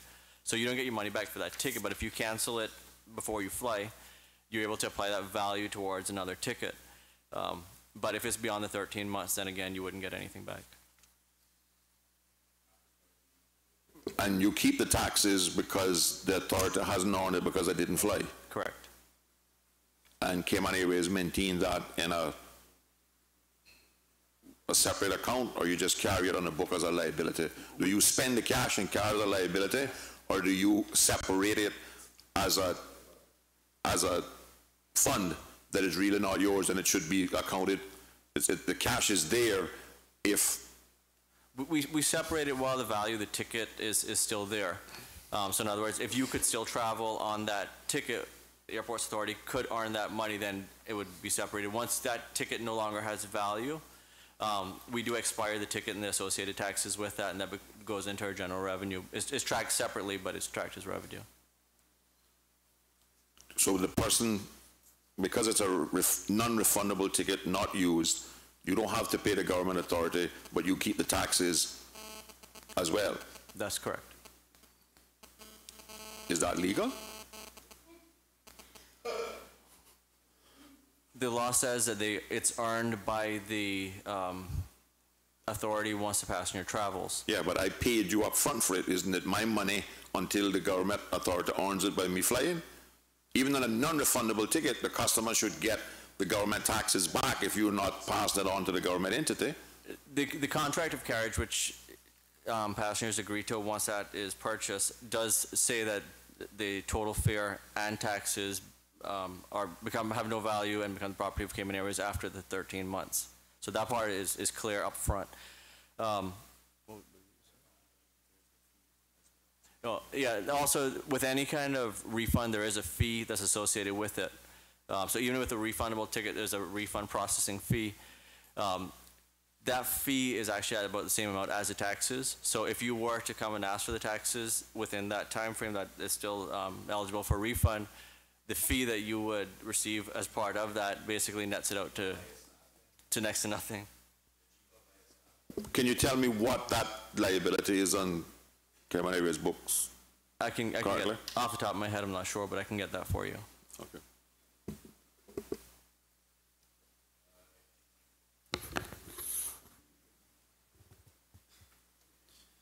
Mr. McLean. You come in total rate today. Mr. Chairman, can the minister tell us or through his people at Cayman Airways, what is the total liability of Cayman Airways now?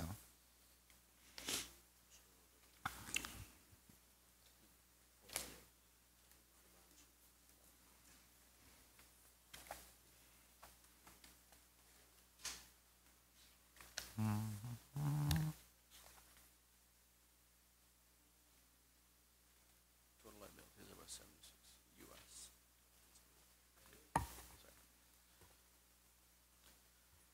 Total liabilities are about 76 million US.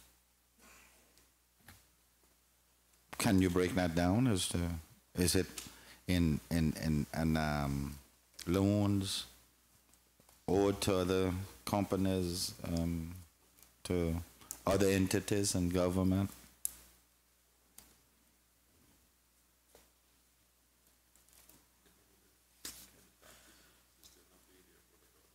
There are approximately $26 million associated to loans in there.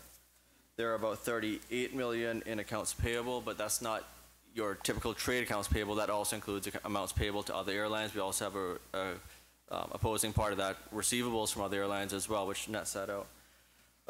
We have a portion considered unearned transportation liability, deferred revenue. So when we sell a ticket, that sits there as unearned transportation. We haven't earned it yet until you fly, so then we've earned it. And that totals up to about 11 million. Yeah, Try this.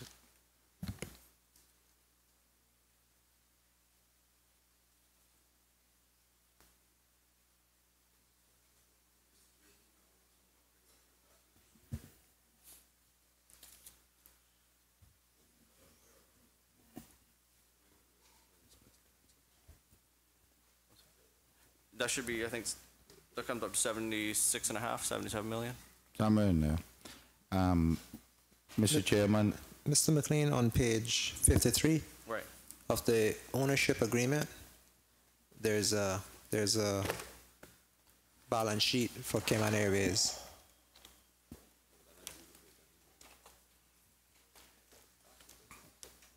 Mr. Chairman, I appreciate that, but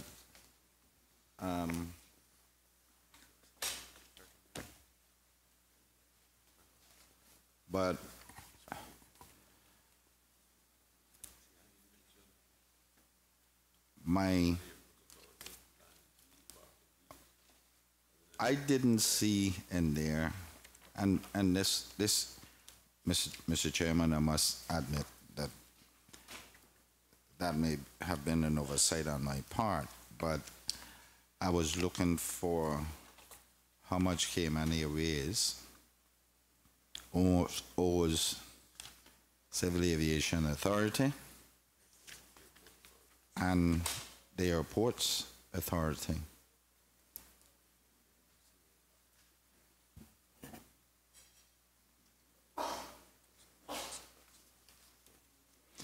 And I haven't seen it. I mean, and if they can show it to me, I don't have a problem with that, Mr. Chairman. Certainly, it's not broken out in there. You'll recall back in 2009-10, if I remember correctly, Cabinet at the time had given permission for the airline to go out and seek $19.6 million in a loan to pay off its existing debt to other places. That has not been obtained by the airline since then. We had an issue getting the loan, and the FFR has made it difficult for the airline to borrow that money. So the chunk of that, about 15 million, was payable to various government entities. Most of it was to the Airports Authority. That's still outstanding. So what's the total, and is that not shown as a liability? It is. It's included in the accounts payable line here as well. Which you said was? I think it's 38 million in here. 38. Right. So 19 million out of that is Airports Authority. No, I said about 15. 15, yeah, I'm sorry. Total we were looking for was about 19. But Airports Authority and other related entities. And how much is Civil Aviation Authority? We don't owe Civil Aviation anything. So you don't charge for landing? That's the Airports Authority. No, not landing, for the keep up a license and stuff for your pilots? And We pay that when due, as due. or you pay it as due? We're current with that. So you don't owe Richard Smith them anything? Not that I know of. Unless it's a I mean, 30-day outstanding or right. something. I ain't worried about that. Right. I ain't worried about that. So you owe $15 million to another government entity. Well, to other government entities, the Airport Authority is the largest component of that, almost all of it. But Who else would that be? Customs, immigration? yeah, some other government entities that we would utilize. And customs would be payable. Well, there's also, yeah, I think those are the bulk of them. Customs? Well, customs / treasury, immigration. I think those are the main ones. Well, current with the exception of the historical element. Is it government's intent, Cayman Airways' intent to pay off these? And how is that guarantee still valid? Well, let me answer 2 questions. One, it is our intent to pay it off. We're working with the various entities, working with the government to address, to determine exactly how we address that. Part of the savings from the aircraft purchase will be used to apply just there. The other part you mentioned, a government guarantee. Which guarantee? Sorry, with regards to the loan? The loan guarantee that government gave in 2010? Right. That wasn't actually it wasn't actually a guarantee. It was government gave us permission to go and seek the loan, which we did, but we were unsuccessful in getting it. So at that point, well, at this point, we still not achieved anything there. And it, Mr. Chairman, it was the intent of government then to guarantee that after successful search, if you had found it, that is. I would imagine so. And why haven't we pursued it? We were unsuccessful in being able to acquire loans in 2010 and 2011. The banks at the time, the entire world was in this economic slowdown. Most banks seem to have taken a position where they were not lending to government entities, much less an airline entity, which was even further down on their list. After that, then came in the FFR, which restricted government borrowing in its entirety, and we were unable to proceed from that point.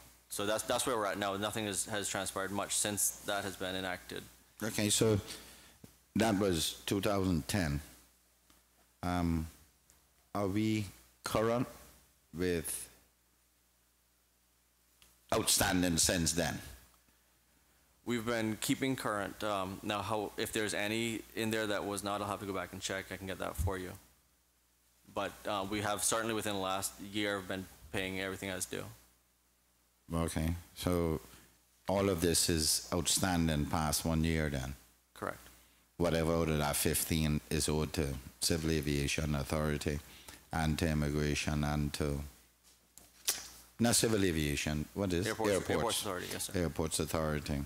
Mr. Chairman, I wonder if the... Just to add clarity, whatever is owed to any government agency now is no more than what was owed in 2009-10. In other words, we have, even if there have been periods when we may have been late with some payments, we have not grown that debt. So we have maintained currency, just to make that clear. Yes, I understood that from, my name is Paul, Mr. Tibbetts. I understood that from Mr. Tibbetts. Mr. Chairman, I wonder if, does Airport Authority fall under the current minister? And I guess they'll be here or later. So at that time we can find out if this outstanding, what effects this will have on them getting there, getting an airport where Cayman Airways can use. Make our passengers, our strategic plans for passengers more comfortable.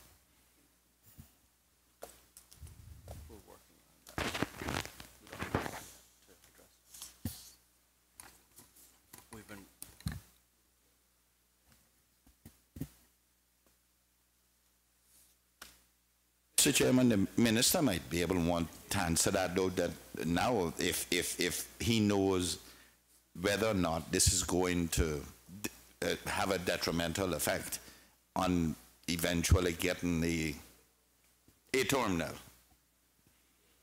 the development of a terminal, if this is preventing it from happening in any way. Through you, Mr. Chairman, thank the member for that question. It's my understanding that the outstanding debt, they are now in negotiations for the repayment of that, and a repayment plan being put together that will take place. The reality of it is that with this new agreement that they have for the purchase of the planes and the projection of the savings and how that will be reflected on the bottom line of Cayman Airways, it will enable them to pay that outstanding debt. And I believe that management has confirmed that they're comfortable with that because of what they have been able to do with the purchase. Obviously, that gives more comfort to the Cayman Island Airport Authority as well. But I would say that the ability to build the new terminal is not contingent upon this debt being repaid. Mr. Chairman, I want the minister to give this to us again, because if the airport's authority is going out to borrow money and their principal user of the facilities, if there is an inability on the part of their principal user, the reason they're going to get the airport is not capable, and this is where I was going. I didn't want to go this time, but you know, if they are not capable of fulfilling the obligations, how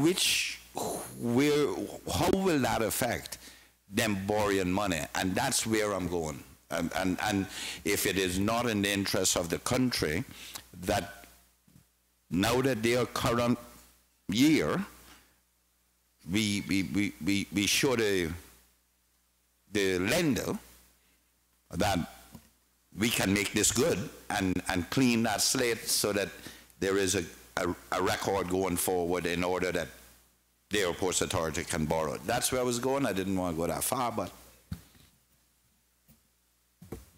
Again, thank you. Through you, Mr. Chairman. If I understand the question correctly, you would be looking at a debt service that the Cayman Island Airport Authority would have to pay for the money they would borrow to build a new terminal. Cayman Airways is paying their bill from the Cayman Island Airport Authority current. This is an outstanding debt. So how you would make the repayment on your debt service is current. The added repayment schedule that is being worked on now would be on top of the current payments. So if you look at your financial statement at the end of the year and you made $5 million, and if Cayman Airways is the 40% participant in that financial statement, then the 40% you would depend on from them is current in that financial year. That's what would be used for the debt service, if that's how I understand the question. Mr. Chairman, is the minister telling us that Airports Authority being an entity and having a liability, an accounts receivable of nearly $15 million from their primary user, not going to affect their borrowing ability?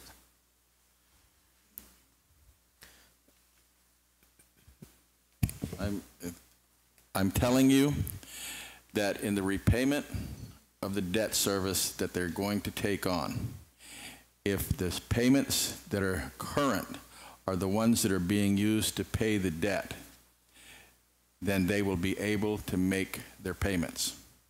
From the standpoint of a balance sheet that's showing that kind of liability on it, the issue that they're working on now to have an arrangement of how that is paid should be reflected on the balance sheet itself.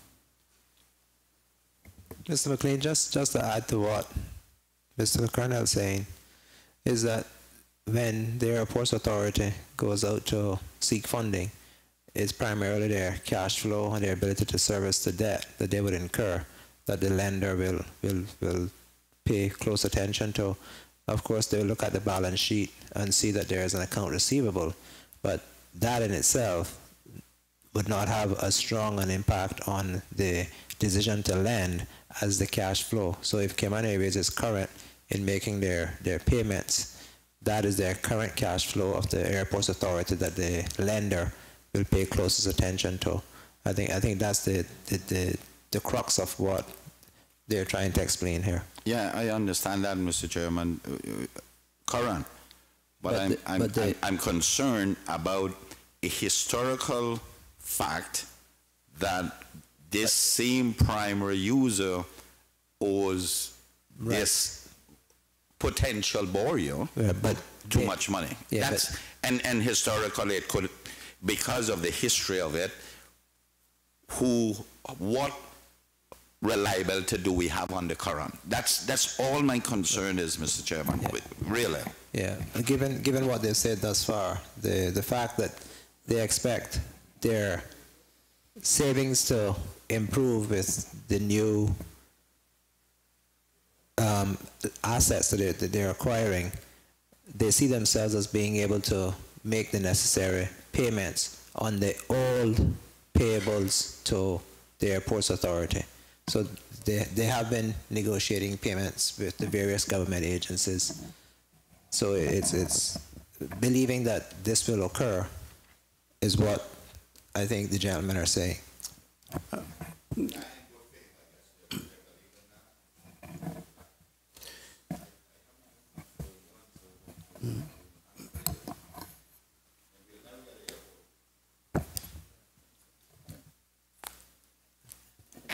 Mr. Miller, you had a question, sir? Yes, please. I want to go back to the idea of the strategic tourism regional core air services. How many tourists per year do we get from Havana?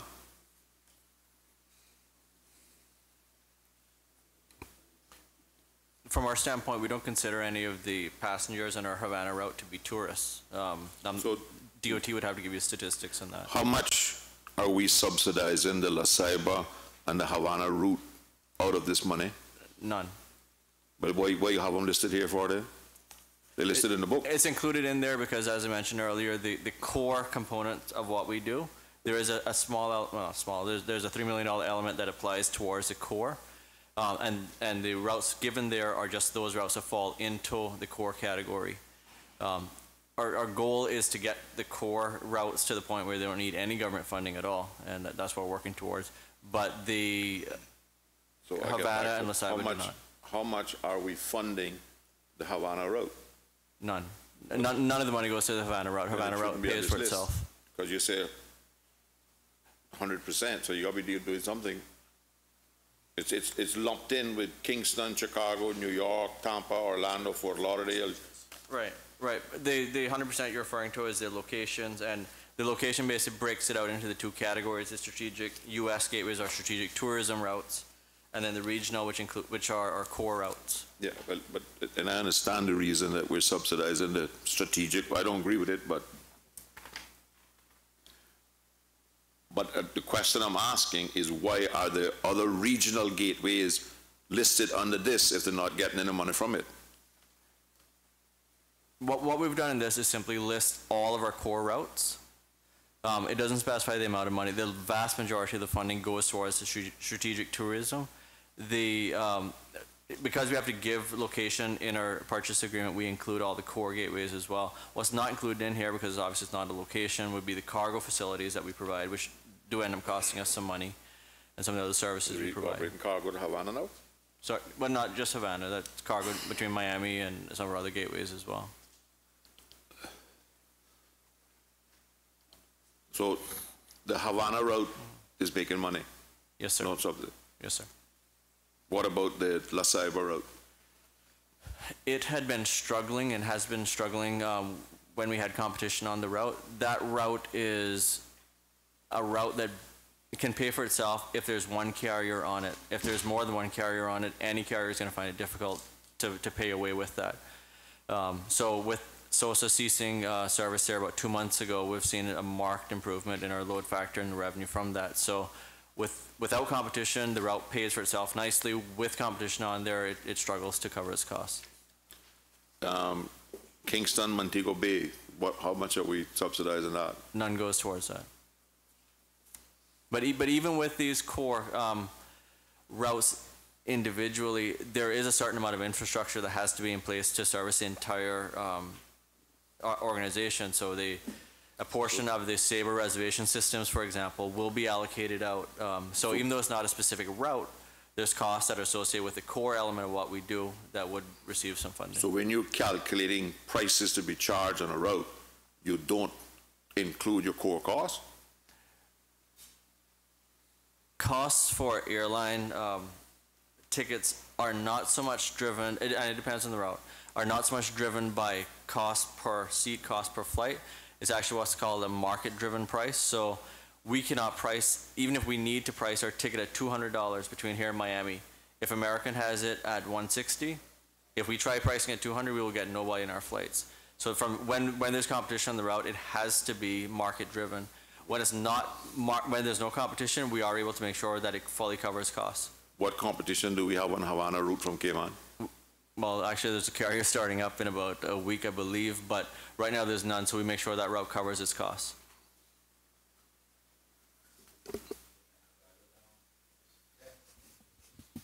Mr. Chairman, this is for my own edification. I don't understand, and I preface my question with that. I don't understand, okay? And it's your job to enlighten me. How many passengers, how many tourists come by airlift to Cayman? That's to the minister, annually.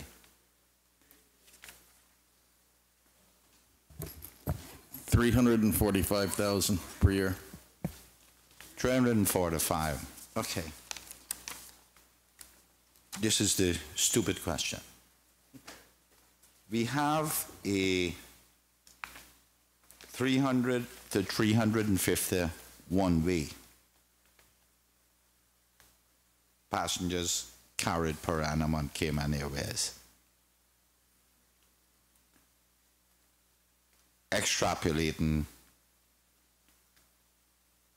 150 to and fro. Going further, some of that is Cayman Brack as well. How much of that is outside coming in? They got 75,000 to 80,000 for Cayman Brack, one-way tickets. You have for the strategic tourism, regional and core air services, 300 to 350 one-way tickets. Remember, I prefaced it by saying I don't know. Yeah, but that's separate from this. This is what they're paying for tourism to the Cayman Islands. We have 350,000 tourists coming here per annum. 350, 400,000. How does this work? What percentage does this represent of them 350 to 400,000 people? 50%? That number I can get for you. I don't have it here with me. I just have the total numbers. I don't have where they're originating from, which is what I think you're asking. Because I know the fact that they come in on your plane don't necessarily mean they go out on your plane. Right. You Vice versa as well. You could go down American for convenience or British Airways. It don't matter. But you cannot directly extrapolate and say you bring half out of 300 or the 300 up to 350. You can't do that.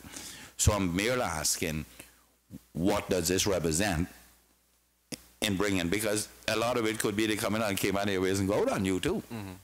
So what does it represent to us? Because we have always thought of Cayman Airways being our savior for tourism, and I need to know what that would be, because you would have that in your thing, right? We'll have that back at the office, so I can make a commitment to get that for you, based off number of passengers originating overseas coming in, and how that compares to total visitor arrival. Because I didn't originate overseas. I went out and come back. Even if I come back on American, right? I didn't originate overseas. I know tourists. Right. So we'll know where they originate, and I can provide that for you. Something to keep in mind as well, from a tourism standpoint, while the number of passengers we bring is important and it's a critical part of what we do, we also are able to influence the other carriers as well. As I was mentioning earlier about prices being market driven, and I gave the example of us not being able to price ourselves over American. The inverse of that is also true, in that if the country decides we want to get more tourists coming out of New York, for example, or out of Tampa or wherever, if the prices are seeming to be a hindering element for tourists deciding to come here, it's too expensive to fly down here, we can work with the Department of Tourism, bring our prices down, and the other carriers all have to match. Otherwise, they're going to be pricing over us, and they're not. So how many of those then would be attributed to Cayman Airways? That would be a little more difficult to track. But anytime we have a sale, within a half hour, they all have to well, they don't have to, but they all match our prices. So Mr. Tibbetts, put down the shovel.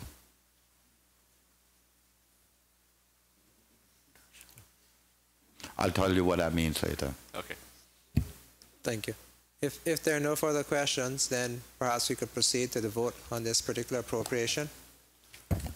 Mr. Chairman, since we've already done EI1 as well, can we do that at the same time after? Sure. Yeah, we can. And Mr. Chairman, on EI1, I would ask that the clerk add, you look on page 293, it says equity injection to cover the debt servicing. If they could add, and to fund the purchase of capital assets. I can send you the note. Okay, I have it recorded. Thank you. Yeah, Thank so you. it would be equity equity injection to cover debt servicing and to fund the purchase of capital assets. Correct. Yes, sir. Thank you. Mr. Chairman, I think there's a difference in the figure that's here and the figure that they were using, because they were using 5-point-something million a while ago as equity injection. This one says 4.8. That's what it is. The 4.8 is correct. Oh, okay. The 5.1 is the 13-14 forecast, and the 4.8 is the 14-15 budget. But when he was given the financing of the aircraft, he used 5.1. Okay. So I don't want him to be $300,000 short when he go cut the check, because this is only 4.8. Okay.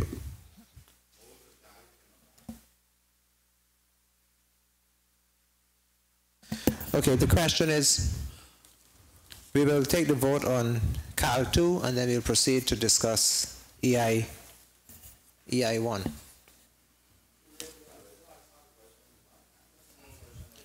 Fair enough. So then, for the record, EI1, Cayman Airways Limited, $4,850,000 on page 293.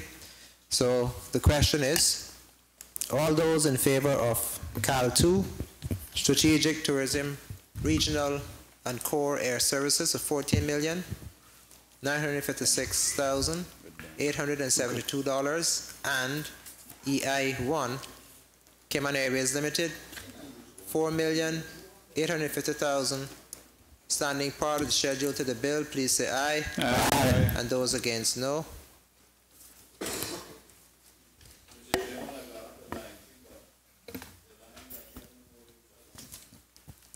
It is now 1 p.m. and it's a convenient time for us to take our afternoon break.